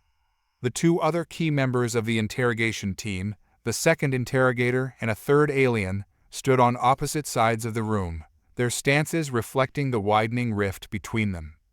The third alien, tall and lean with an angular face, was the first to break the silence. Its voice, usually steady and authoritative, wavered slightly as it spoke. "This is madness. We're losing control. The human's resilience is not just unexpected, it's disrupting our entire approach." The lead interrogator stopped pacing and turned to face the third alien, its eyes narrowing with frustration. "We are not losing control. We're in the process of uncovering something new. We need to push further to understand what makes this human tick. This is not the time to falter." The third alien shook its head, its expression one of deep concern. "We've pushed beyond what was intended. The human's resistance is not just physical, it's psychological and philosophical. Our methods are failing, and now we're facing a moral crisis. The second interrogator, who had previously advocated for a more reflective approach, stepped forward. It's not just about the failure of our methods, it's about the ethical implications of what we're doing. We're not just trying to extract information, we're inflicting suffering. And for what? For the sake of understanding something we might never fully grasp. The lead interrogator's gaze hardened, its voice rising. We're tasked with extracting information. That's our purpose, our duty. If we deviate from that, we risk everything. Our society expects results. Deviating from our mission could undermine our entire hierarchy.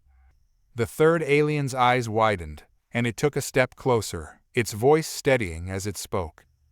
And what if continuing this path jeopardizes more than just our mission? What if it jeopardizes our principles, our integrity? The very fabric of our society is built on the respect for life and the pursuit of knowledge. What are we sacrificing in this quest for information? The lead interrogator's features tightened into a scowl. Our society's rules are clear. We are bound by duty and efficiency. The hierarchy demands results. If we fail, we face repercussions that go beyond personal loss. We risk our standing, our place in the very order that sustains us. The second interrogator's voice cut through the growing tension. But isn't there a point where duty and efficiency become incompatible with morality? We're crossing lines we didn't anticipate, and if we're not careful, we could become the very thing we sought to control. The lead interrogator's posture was rigid, its eyes flashing with a mix of defiance and frustration. Are you suggesting we abandon our mission, that we let this human dictate our actions? The third alien stepped forward, its tone firm but compassionate. No, I'm suggesting we reevaluate our approach. We need to balance our objectives with the ethical considerations of our methods. We're risking not just our hierarchy, but our values. The room fell into a heavy silence as the weight of the arguments settled over them. The lead interrogator's expression was a mask of conflicted emotions. It was clear that the internal debate was no longer just about tactics, it was about the very nature of their society and their place within it. As the silence deepened, the second interrogator spoke again, its voice gentle but resolute. We have to ask ourselves, what is the cost of victory? If we continue on this path, we risk not only our mission but our very sense of self. We must find a way to achieve our goals without losing what we stand for. The lead interrogator's gaze dropped to the floor, the intensity of the moment reflected in the lines of its face. It was clear that the internal conflict had reached a critical point. The debate was no longer just about how to handle the human, it was about the broader implications of their actions and the future of their society. The third alien's voice broke the silence, softer now.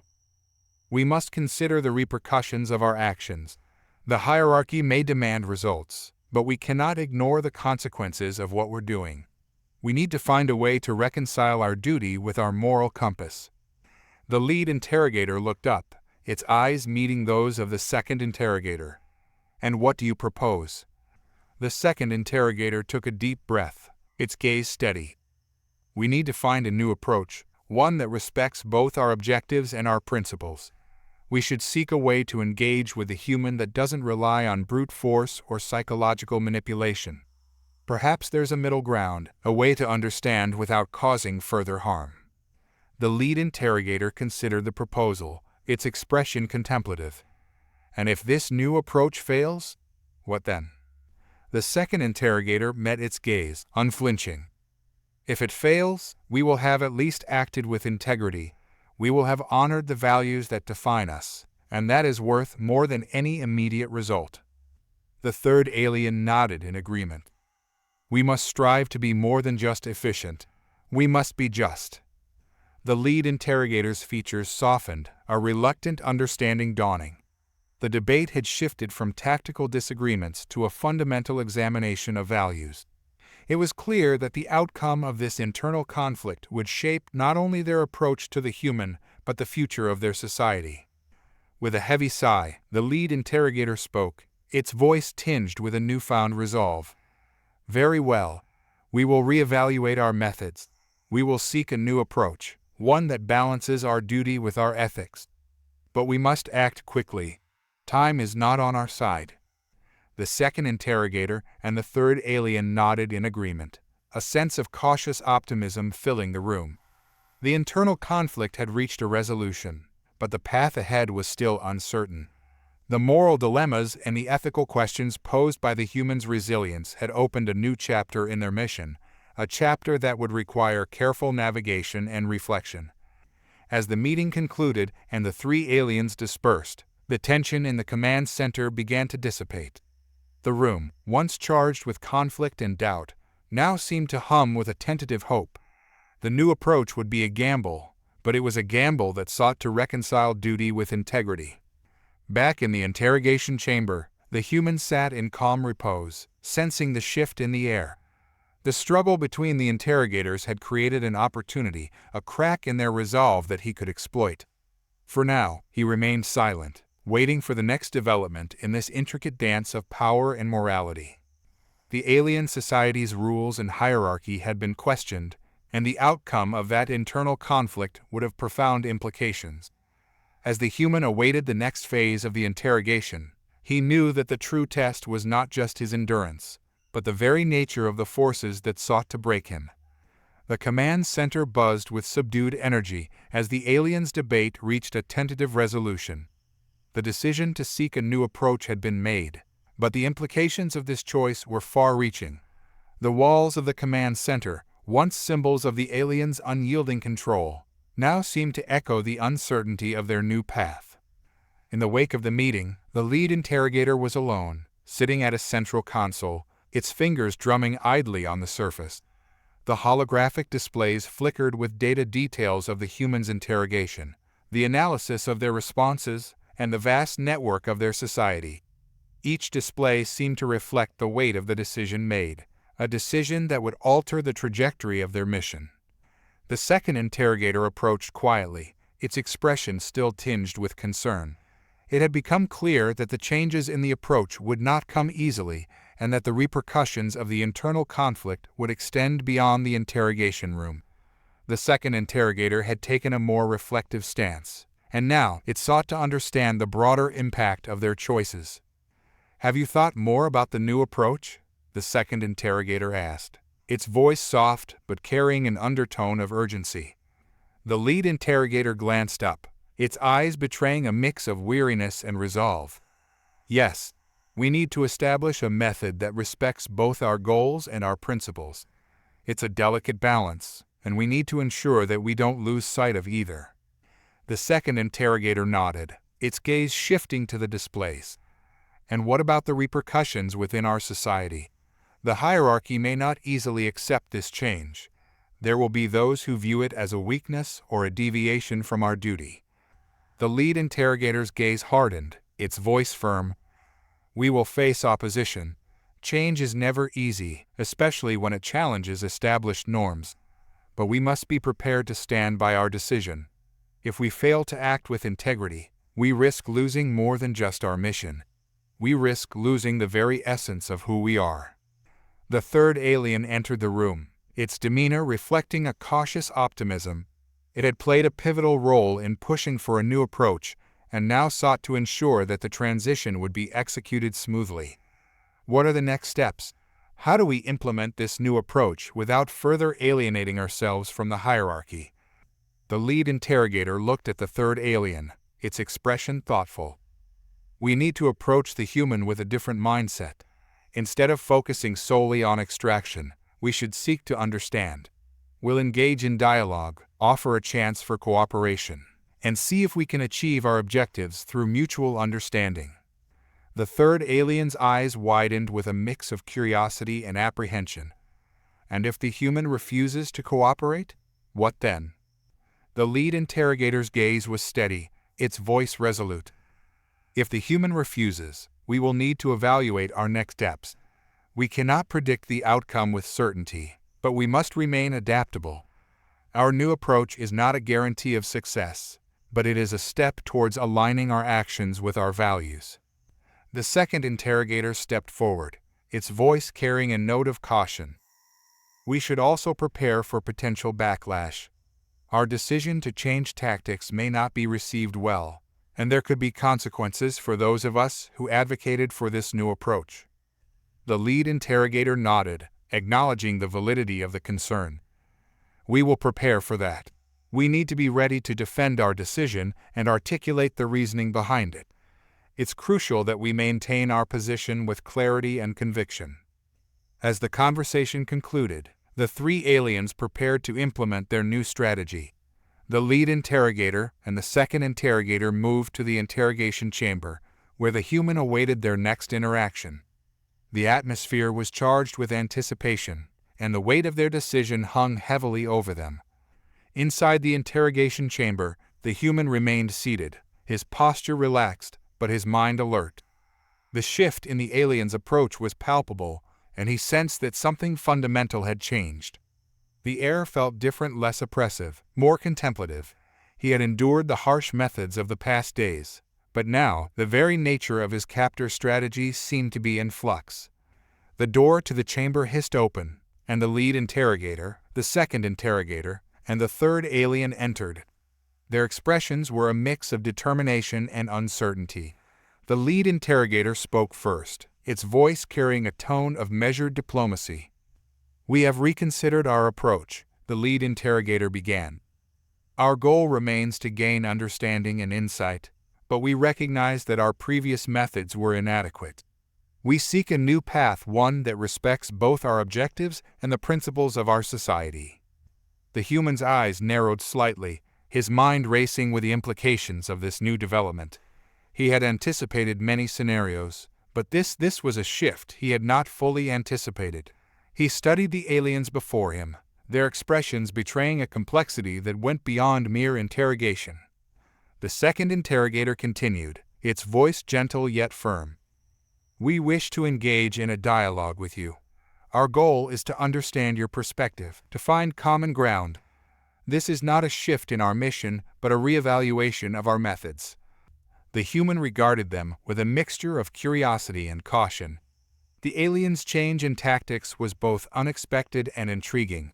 It presented a new opportunity, one that could either lead to a deeper understanding or reveal further layers of their strategy. "What do you want to discuss?" the human asked, his voice steady. "What has prompted this sudden change?" The third alien stepped forward, its tone reflective. "We have come to recognize that understanding cannot be achieved through coercion alone. We seek to explore new avenues of communication. We wish to learn from you, to understand your perspective and your resilience." The human considered their words, the sincerity in their voices evident. The shift from interrogation to dialogue was a significant change, one that held the potential for a different kind of interaction. The moral and philosophical implications of this new approach were not lost on him. "I'm willing to engage," the human replied, his voice calm. "But know this, understanding goes both ways. If you seek to comprehend me, you must also be willing to confront your own assumptions and biases." The lead interrogator nodded, its expression reflecting a mixture of respect and anticipation. "We agree. This dialogue will be a mutual exploration. We hope it will lead to a deeper understanding of both our societies." As the conversation began, the atmosphere in the chamber shifted. The intensity of the past confrontations gave way to a more nuanced interaction. The human's calm demeanor and the alien's willingness to engage in dialogue created a new dynamic, one that held the promise of greater insights and deeper connections.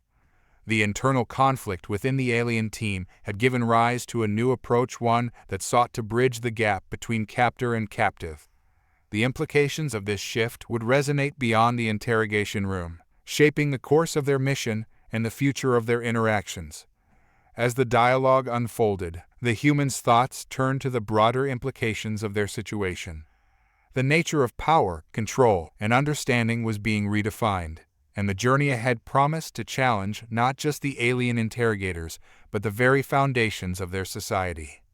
The silence in the interrogation chamber was thick and heavy, an almost tangible presence that hung between the human and his captors. The room, once filled with the harsh clang of metal and the murmur of alien voices, now seemed to breathe with a quiet intensity. This pause was not just a physical stillness, but a moment of deep introspection and unspoken tension. The human sat in his chair, his posture relaxed yet attentive.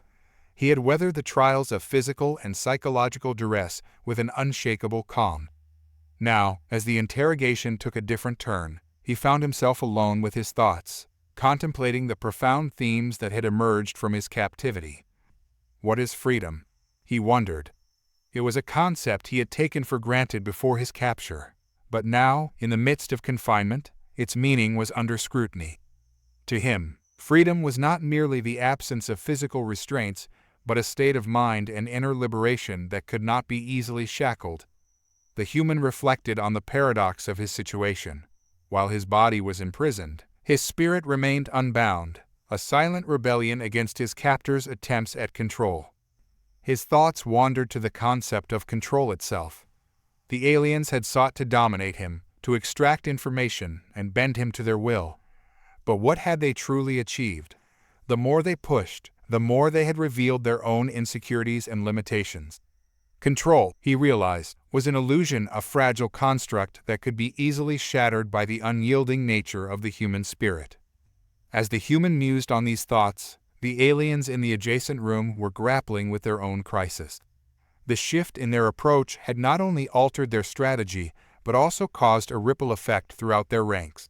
What had begun as a calculated interrogation had become a complex ethical dilemma, challenging the very principles that guided their society. The lead interrogator stared at the holographic displays, its thoughts consumed by the implications of their new strategy. The data they had accumulated was inconclusive, and the humans' unexpected resilience had thrown their mission into uncertainty. The decision to engage in dialogue had not resolved the underlying issues, but had instead exposed deeper conflicts within their hierarchy. The second interrogator, now more contemplative, approached the lead with a concerned expression. "We've initiated a new approach, but it's clear that we've also opened a Pandora's box. The humans' response has been beyond our expectations, and the internal dissent among our ranks is growing." The lead interrogator turned, its eyes reflecting a mixture of frustration and contemplation. "Yes, the change has revealed vulnerabilities we hadn't anticipated. The ethical implications of our actions are now under scrutiny, and the consequences of our decisions will reverberate through our society." The third alien, having been a vocal advocate for the new approach, interjected with a voice that carried a note of urgency. "We must consider the long-term implications of our choices. If we continue down this path, we risk further destabilizing our own hierarchy. But abandoning our mission could also have significant repercussions." The room fell into a contemplative silence, the weight of their discussion pressing heavily on their shoulders. Each alien faced their own internal struggle, caught between their duty and their moral compass. The philosophical and ethical questions that had emerged from their interactions with the human were now impossible to ignore. In the interrogation chamber, the human sensed the shift in the atmosphere. He had observed the subtle changes in the aliens' behavior and the growing uncertainty in their voices. The silence that enveloped him was both a refuge and a prelude to the storm that he knew was approaching. His mind continued to wander, reflecting on the nature of power and the human condition. He had seen the aliens' attempts to dominate him, to extract compliance through fear and coercion. But their efforts had inadvertently revealed their own vulnerabilities. Power, he mused, was not just about exerting control, but about understanding and respecting the complexity of others. In this regard, the aliens had failed to grasp the essence of true authority. As the moments stretched on, the human's thoughts turned to the broader implications of his captivity. The battle between control and freedom was not just a personal struggle, but a reflection of a universal theme, a theme that transcended the boundaries of species and civilizations. In the grand tapestry of existence, the quest for understanding and self-mastery was a constant endeavor, one that defined the essence of sentient life. The lead interrogator's voice finally broke the silence, its tone carrying a sense of resolve mixed with trepidation. "We face a critical juncture. The decision we make now will determine the course of our mission and the future of our interactions with this human." The second interrogator nodded, its expression reflecting the weight of the moral dilemma. We must weigh the consequences carefully. Our actions have not only affected our mission, but have also sparked a larger debate within our society. The path we choose will have far-reaching implications. The third alien, still grappling with the ethical dimensions of their situation, added, "If we continue with our original methods, we risk alienating ourselves further. But if we abandon our mission, we may be seen as capitulating to the very resilience we sought to break." The lead interrogator's gaze settled on the human, who remained calm and composed, a silent testament to the limits of their methods. The decision before them was no longer just about interrogation, but about the nature of their own society and its values. The chamber was quiet, save for the faint hum of machinery and the occasional shuffle of footsteps from the alien guards stationed outside. Inside, the human sat alone, his expression calm and introspective. The solitude was a rare moment of peace amidst the storm of interrogation and conflict, and he seized it to delve deeper into his own mind. The alien interrogators, once confident in their methods, were now grappling with the human's unyielding resistance. They had expected fear, desperation, and ultimately compliance. What they found instead was a deep-seated tranquility and an unwavering sense of self. As the days turned into weeks, the interrogation had revealed less about the human secrets and more about the nature of human resilience. For the human, this solitude was an opportunity to reflect on the philosophical underpinnings of his situation. He began to ponder the nature of existence, the concepts of destiny, and the notion of free will. These thoughts, though sparked by his current predicament, reached far beyond it, touching on the essence of what it meant to be human. Life is an intricate tapestry of choices and chance, he mused, his thoughts meandering through the labyrinth of his mind. The human condition, he believed, was defined not merely by the struggles one faced, but by how those struggles were navigated. To him, every challenge was an opportunity for growth, a chance to refine one's understanding of oneself and one's place in the universe. He considered the concept of destiny, which had always seemed to him a double-edged sword. On one hand, it offered a sense of purpose, a guiding force that directed one's actions. On the other hand, it could be a trap, an excuse for inaction and resignation. The human had always rejected a deterministic view of life. He believed that while certain events might be beyond control, how one responded to them was a matter of personal choice. In the alien's interrogation chamber, his thoughts turned to the broader implications of his experience. The aliens had tried to impose their own sense of order, their own version of destiny and control. They viewed humans as primitive, dangerous, and ultimately malleable. But in doing so, they had underestimated the complexity of the human psyche. The human's resilience was not born from a lack of fear, but from a profound self-awareness. He understood that fear was an inevitable part of existence, a natural response to the unknown. What mattered was not the absence of fear, but the ability to act in spite of it. His calmness in the face of adversity was a testament to his mental fortitude, a product of years of introspection and self-discipline. As he reflected on these ideas, he thought about the nature of power and control. The aliens had sought to dominate him, to break him mentally and physically. But in their pursuit of control, they had failed to recognize the true source of his strength. His power lay not in defiance, but in his understanding of himself. He knew that control was an illusion, a fragile construct that could easily crumble in the face of genuine self-awareness. He began to see his own situation in a new light. The aliens' attempts to break him were not merely about extracting information, but about challenging the very essence of his being. They had tested his limits, pushing him to the brink, but in doing so, they had unwittingly illuminated his inner strength. The more they pressed, the more he understood about himself, and the clearer it became that their methods were ultimately futile. The human's reflections were interspersed with memories of his life before captivity. He thought about his upbringing, the experiences that had shaped him, and the moments of triumph and failure that had defined his path.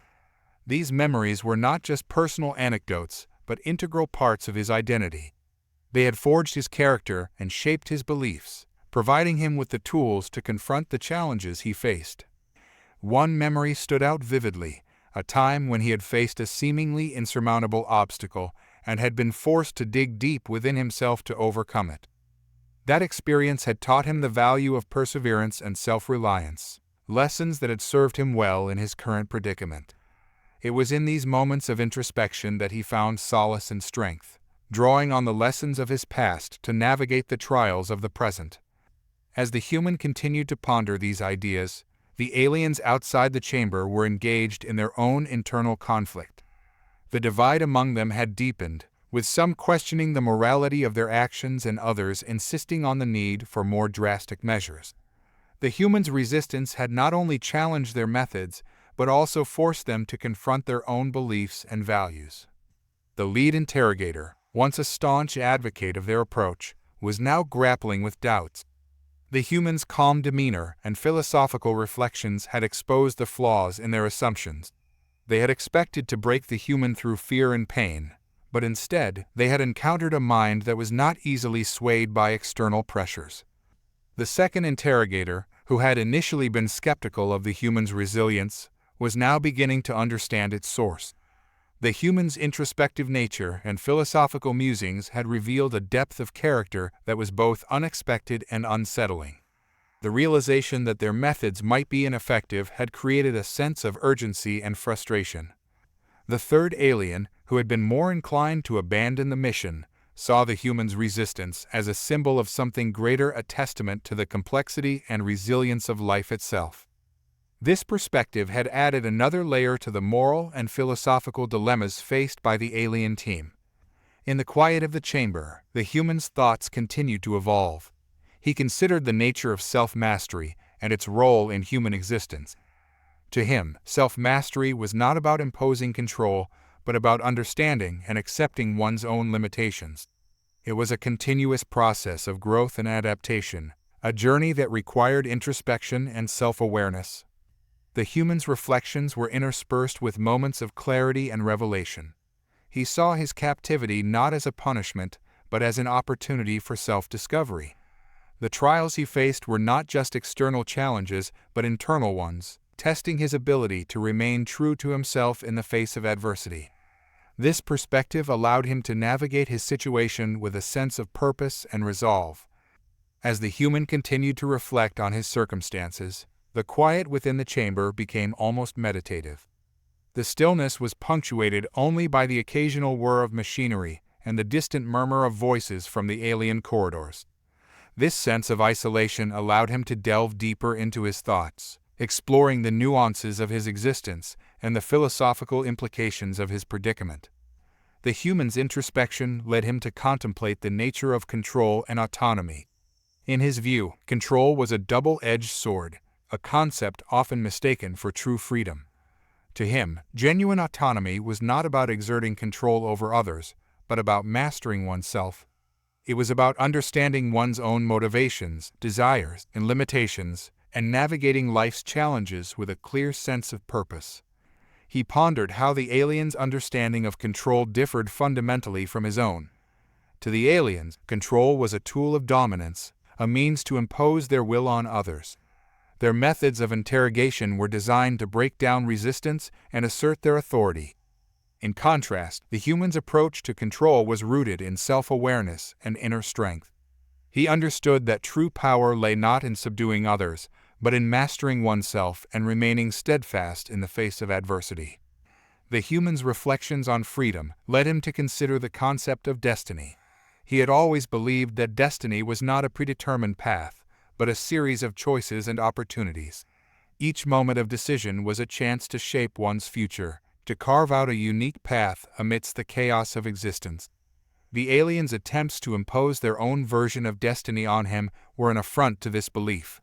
They sought to dictate his fate through fear and pain, but he refused to surrender his sense of agency. In this contemplative state, the human also reflected on the nature of pain and its role in the human experience. Pain, he mused, was an inevitable part of life, a physical and emotional response to adversity. It was not something to be feared or avoided, but something to be understood and transcended. His ability to endure pain without succumbing to it was a testament to his mental resilience. He saw pain not as a weapon, but as a challenge, a test of his ability to remain true to himself despite the circumstances. The alien interrogators, on their part, were grappling with their own internal conflicts. The lead interrogator, who had once been confident in their methods, was now haunted by doubts. The humans' unyielding resistance had exposed the limitations of their approach, forcing the interrogator to question the efficacy and morality of their tactics. The more they pressed, the more they realized that their methods were failing to achieve their intended results. The second interrogator, initially skeptical of the human's resilience, was beginning to see the human in a new light. The philosophical reflections and calm demeanor of the human had revealed a depth of character that was both intriguing and unsettling. This new perspective challenged the interrogator's preconceived notions about humanity and their own role in the interrogation process. The third alien, who had advocated for abandoning the mission, saw the human's resistance as a reflection of something greater, a profound understanding of self and a defiance against external control. This realization created a sense of empathy and respect for the human, further complicating the internal dynamics of the alien team. As the human's thoughts continued to evolve, he began to see his situation as a microcosm of the broader human experience. His captivity was not just a personal struggle, but a reflection of the larger themes of power, control, and self-mastery that defined the human condition. He saw his ability to endure as a symbol of the resilience and strength inherent in all people. In his introspection, the human also considered the role of fate and chance in shaping one's destiny. He believed that while certain events might be beyond control, the way in which one responded to them was a matter of choice. This perspective allowed him to navigate his situation with a sense of agency and purpose, even in the face of overwhelming odds. The alien team, meanwhile, was undergoing a transformation of its own. The growing doubts and internal conflicts had created a rift within their ranks, challenging their understanding of humanity and their own role in the interrogation process. The humans' resilience had forced them to confront their own beliefs and values, adding a new layer of complexity to their mission. The alien vessel's metallic corridors seemed to close in on themselves, the very structure of the ship vibrating with a low hum, as if resonating with the gravity of what was about to unfold. The alien leaders, driven by mounting frustration and a sense of urgency, had convened in a high-security chamber. Their voices, typically calm and collected, were now laced with an edge of desperation. In the interrogation room, the human sat in an austere chair, his demeanor unbroken, despite the escalating tension around him. The room, once a space of mere questioning, had been transformed into a stark arena of psychological warfare. Alien devices, unfamiliar and foreboding, were now prominently displayed, a grim testament to the lengths the interrogators were willing to go to break their subject. The lead interrogator, who had previously maintained a veneer of unshakable authority, now exhibited visible signs of agitation. "We have exhausted every method we know," he declared, his voice resonating with a rare crack of emotion. "It is time to escalate our approach." The second interrogator, who had previously harbored doubts, exchanged a troubled glance with the first. "Are you certain this is the only way?" they asked, their voice laced with concern. The moral implications of their actions were now unmistakably clear. But the decision was made. Alien technicians began to prepare an array of new instruments, each designed to inflict maximum psychological and physical stress. The air crackled with the hum of machinery, a foreboding sound that heightened the suspense. The human, observing the preparations with a calm gaze, understood that the situation was about to reach its zenith. As the alien leaders watched from their observation deck, they could see the tension on the faces of their subordinates. The aliens had reached a critical juncture where their own beliefs and ethical boundaries were being tested. The stakes were higher than ever, and the methods now being employed were a testament to their desperation. In the interrogation room, the human's internal monologue was a sharp contrast to the unfolding chaos. He reflected on the nature of violence and power, contemplating how both could be wielded to control and destroy. He considered the irony of his situation. He, a single human, was forcing a technologically advanced species to question its own principles. He pondered the cost of violence, not just in terms of physical harm, but also in the moral and psychological toll it took on both the victim and the perpetrator. Violence, he mused, was a blunt instrument, one that often failed to achieve its intended goal and instead left scars on the soul of those who inflicted and endured it. His contemplation was both a defense mechanism and a deeper meditation on the nature of his captor's methods. The lead interrogator, with a look of grim determination, activated the new devices. The room's atmosphere thickened with a sense of impending suffering. The devices, designed to probe the deepest fears and vulnerabilities of their subject, were a far cry from the earlier psychological manipulations. These were instruments of raw, unrestrained intensity. As the human was subjected to the devices, his physical responses were visible, but his mental resolve remained intact. He was subjected to a series of intense stimuli: pain, fear, and disorientation. Yet, amidst this turmoil, he maintained a profound inner calm. His thoughts were a quiet refuge, where he continued to reflect on the human experience and the broader implications of his ordeal. The alien leaders watched with a mixture of fascination and unease. The escalation was working, but at what cost? They saw their subject enduring the most extreme conditions without yielding, and it forced them to confront the limits of their own understanding of power. The human's resilience was not just a personal victory, it was a philosophical challenge to the very essence of their approach. The second interrogator, still grappling with moral doubts, observed the human's unyielding demeanor with a sense of awe and discomfort. The human's ability to remain calm and reflective under such extreme pressure was both unsettling and enlightening. It forced the interrogator to question the efficacy and morality of their actions. As the hours wore on, the human's reflections deepened. He thought about how violence, while a potent tool of control, often failed to address the root causes of conflict. True resolution, he believed, required understanding, empathy, and a willingness to confront deeper truths.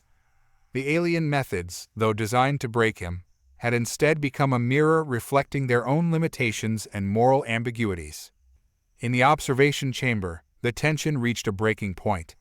The lead interrogator's face was a mask of frustration and doubt. The escalating methods were not achieving the desired outcome. Instead, they were highlighting the profound disconnect between the alien's expectations and the human's indomitable spirit. The turning point came when the lead interrogator, in a moment of introspection, began to question whether their approach was truly effective or ethical. The human's unshakable resolve had not only withstood their methods, but had also forced them to confront their own beliefs about power and control. The interrogation room, once an arena of brute force and psychological torment, now held an eerie stillness. The alien devices, having been momentarily deactivated, left a lingering hum in the air, a reminder of the intense moments that had transpired. The human sat in the center of the room, his posture still resolute but his expression contemplative. The physical and emotional strain had not eroded his calm, but had instead deepened his introspection. The lead interrogator, who had previously been a figure of unshakable authority, now appeared unsettled. His colleagues, still grappling with their own doubts, watched with an intensity that suggested they were prepared for anything. The human, however, had reached a point where his reflections transcended the immediate situation, moving towards a more universal understanding of existence.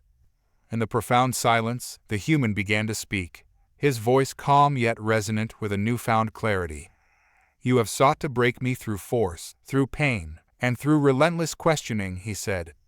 "Yet in doing so, you have inadvertently revealed something far more significant about yourselves, and about the universe we inhabit." His words were not mere statements. They were a culmination of his introspections, a philosophical revelation that transcended the immediate context. "You see," he continued, "human endurance is not merely about resisting pain or overcoming fear. It is about understanding the interconnectedness of all beings, the threads that bind us in this vast tapestry of existence." The aliens, despite their advanced technology and intellectual prowess, found themselves momentarily stunned by the human's profound insight. The lead interrogator, whose initial skepticism had now given way to a deeper curiosity, listened intently. The human's words seemed to reach into the very core of his being, challenging his preconceived notions about power, control, and the nature of existence. The human's philosophical prose wove a narrative that spoke to the essence of their struggle. "We are all part of a grander scheme," he said, his voice carrying an almost poetic rhythm. "Our actions, our choices, and our very existence are interlinked in ways that we often fail to perceive. What you see as resistance is not just a defiance of your methods. It is a reflection of the universal truth that all beings are connected, bound by a shared experience of existence." His revelation was not simply an explanation of his own resilience, but a broader commentary on the nature of being. "In your quest for control and dominance, you have overlooked the fundamental truth," he continued. "True power lies not in the ability to inflict pain or to dominate others, but in the understanding and acceptance of our interconnectedness. It is in recognizing that every action reverberates through the cosmos, shaping the destiny of all who inhabit it." The aliens, particularly the lead interrogator, were visibly affected. Their gaze was fixed on the human, as if seeing him for the first time not merely as a subject to be broken, but as a profound voice of wisdom. The interrogation room, once a space of conflict and domination, now felt charged with an almost sacred quality, a space where deep philosophical truths were being unearthed. As the human spoke, he conveyed a sense of serenity that contrasted sharply with the turmoil that had preceded it. "You sought to break my spirit," he said, "but what you have uncovered is a truth that transcends the immediate struggle. We are all part of a grand cosmic dance, each of us playing a role in a story that is far greater than ourselves. The pain, the struggle, and the quest for dominance are but fleeting aspects of this grander narrative." The interrogation room, now a canvas of shifting emotions and philosophical inquiry, bore witness to a subtle yet profound transformation. The once rigid and unyielding demeanor of the alien interrogators had begun to fracture under the weight of the human's revelation. The cold, logical exterior that had defined their approach now showed signs of vulnerability and introspection. The lead interrogator, a figure of imposing authority, stood at the edge of the room, his usually impassive expression now marked by an unsettling contemplation. His colleagues, who had previously followed his lead with unwavering obedience, now mirrored his uncertainty. The human's profound insights had seeded a shift within them, one that questioned not only their methods but the very essence of their mission. The atmosphere in the room was charged with a palpable tension. The previously unwavering certainty of the alien team had given way to a quiet disquiet. The human, still seated in the center of the room, observed the change with a sense of quiet satisfaction. His earlier words had struck a chord deeper than anyone had anticipated, and the consequences were becoming increasingly evident. The lead interrogator turned to his team, his voice softer than before. "We have been tasked with extracting information, breaking the human's will. Yet, in doing so, we have uncovered something far more significant. His insights into the nature of existence, the interconnectedness of all beings, it challenges the very foundation of our approach." His colleagues exchanged glances, their expressions reflecting a mix of confusion and contemplation. One of the junior interrogators, who had been more hesitant from the start, spoke up. "Is it possible that our methods are flawed? We sought to dominate, to control, but instead, we have been confronted with a perspective that questions our own purpose." The lead interrogator's gaze remained fixed on the human, who had adopted a posture of serene acceptance. "It is not merely a matter of questioning our methods," he replied. "It is a matter of confronting a truth that we had not anticipated. The human's resilience and his reflections have forced us to reconsider our approach, to reflect on the true nature of power and control." The room fell silent as the interrogators grappled with the moral and philosophical implications of their new understanding. The human's words had sown the seeds of doubt, leading to a profound reassessment of their mission. The notion that their captive had imparted wisdom that transcended their immediate objectives was both unsettling and enlightening. The tension grew as the interrogators debated their next course of action. The lead interrogator's voice, once authoritative and commanding, now carried a hint of uncertainty. "We must decide whether to continue with our mission," or to consider a different path. The human's revelations have provided us with insights that challenge the very principles of our interrogation. To proceed with our methods, knowing what we now know, would be to ignore a profound truth. One of the senior interrogators, a figure known for their unwavering adherence to protocol, raised a critical point. But if we abandon our mission now, what message does that send? We have a duty to our people, to our society. To let the human go would be to undermine our position, our authority. The lead interrogator nodded, acknowledging the validity of the concern. It is a valid point. Yet, we must also consider the cost of continuing. The human's perspective has revealed a fundamental question about our approach to power and control. To persist in our methods, knowing that we have learned something that fundamentally changes our understanding, would be to act in defiance of our own newfound insights. The moral dilemma was palpable. The interrogators were faced with a choice that extended beyond the immediate context of their mission. They had to weigh the implications of their actions not only on their captive, but on their own understanding of their role in the universe. The human had inadvertently forced them to confront a deeper truth about their own existence and purpose. The debate within the alien team reached a crescendo as the interrogators wrestled with their decision. The lead interrogator, now visibly conflicted, turned to the human. "You have presented us with a perspective that challenges our very understanding of existence.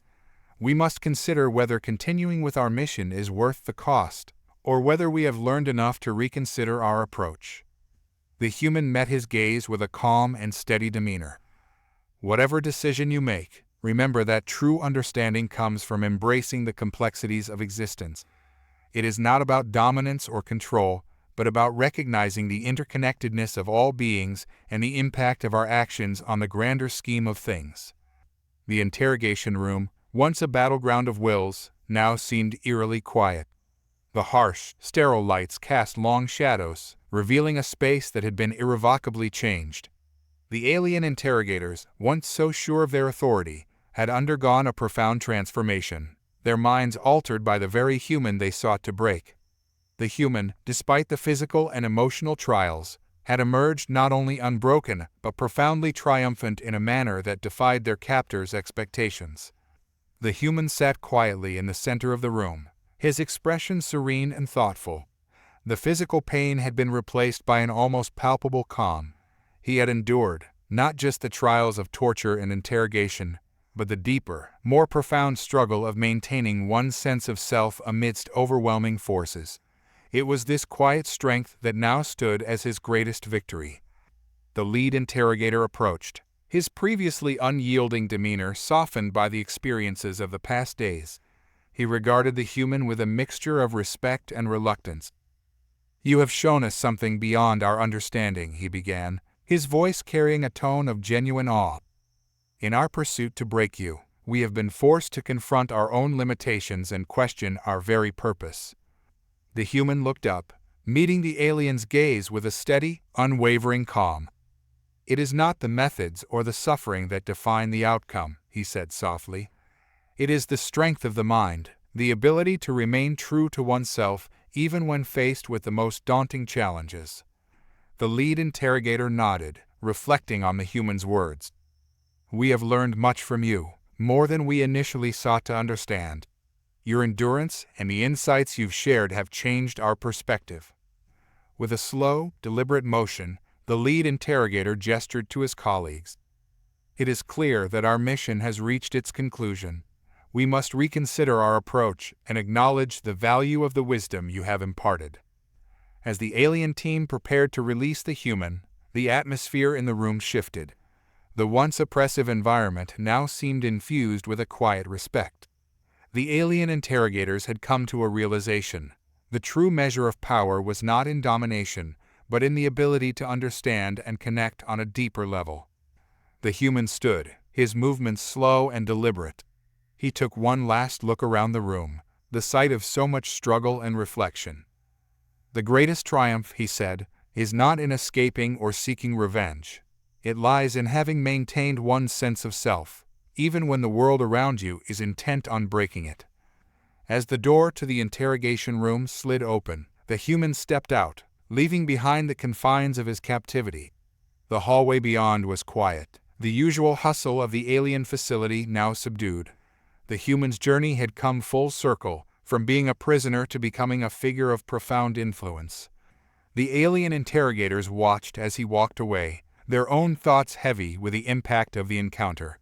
The human had not just withstood their methods, but had left an indelible mark on their understanding of power and control. They had been forced to confront their own beliefs and, in doing so, had experienced a shift that would resonate long after the human was gone. In the quiet of the corridor, the human reflected on the journey he had endured. The trials he had faced had been severe, but they had also revealed a deeper truth about the nature of strength and endurance. It was not the physical resilience alone that had carried him through, but the profound strength of the mind, the ability to remain steadfast, to reflect, and to maintain one's identity amidst adversity. He walked with a sense of calm, knowing that his greatest victory was not in the physical escape, but in the quiet triumph of the spirit. His thoughts turned inward, contemplating the power of the mind and its capacity to shape reality. He had endured, not through sheer will alone, but through a deeper understanding of his own essence and the interconnectedness of all beings. As he moved through the alien facility, the human's presence seemed to cast a gentle but powerful influence. The interrogators had learned from him, their own perspectives transformed by the experience. The human's journey had not only been a personal battle, but had also sparked a broader reflection within the alien race, a meditation on power, control, and the true nature of strength.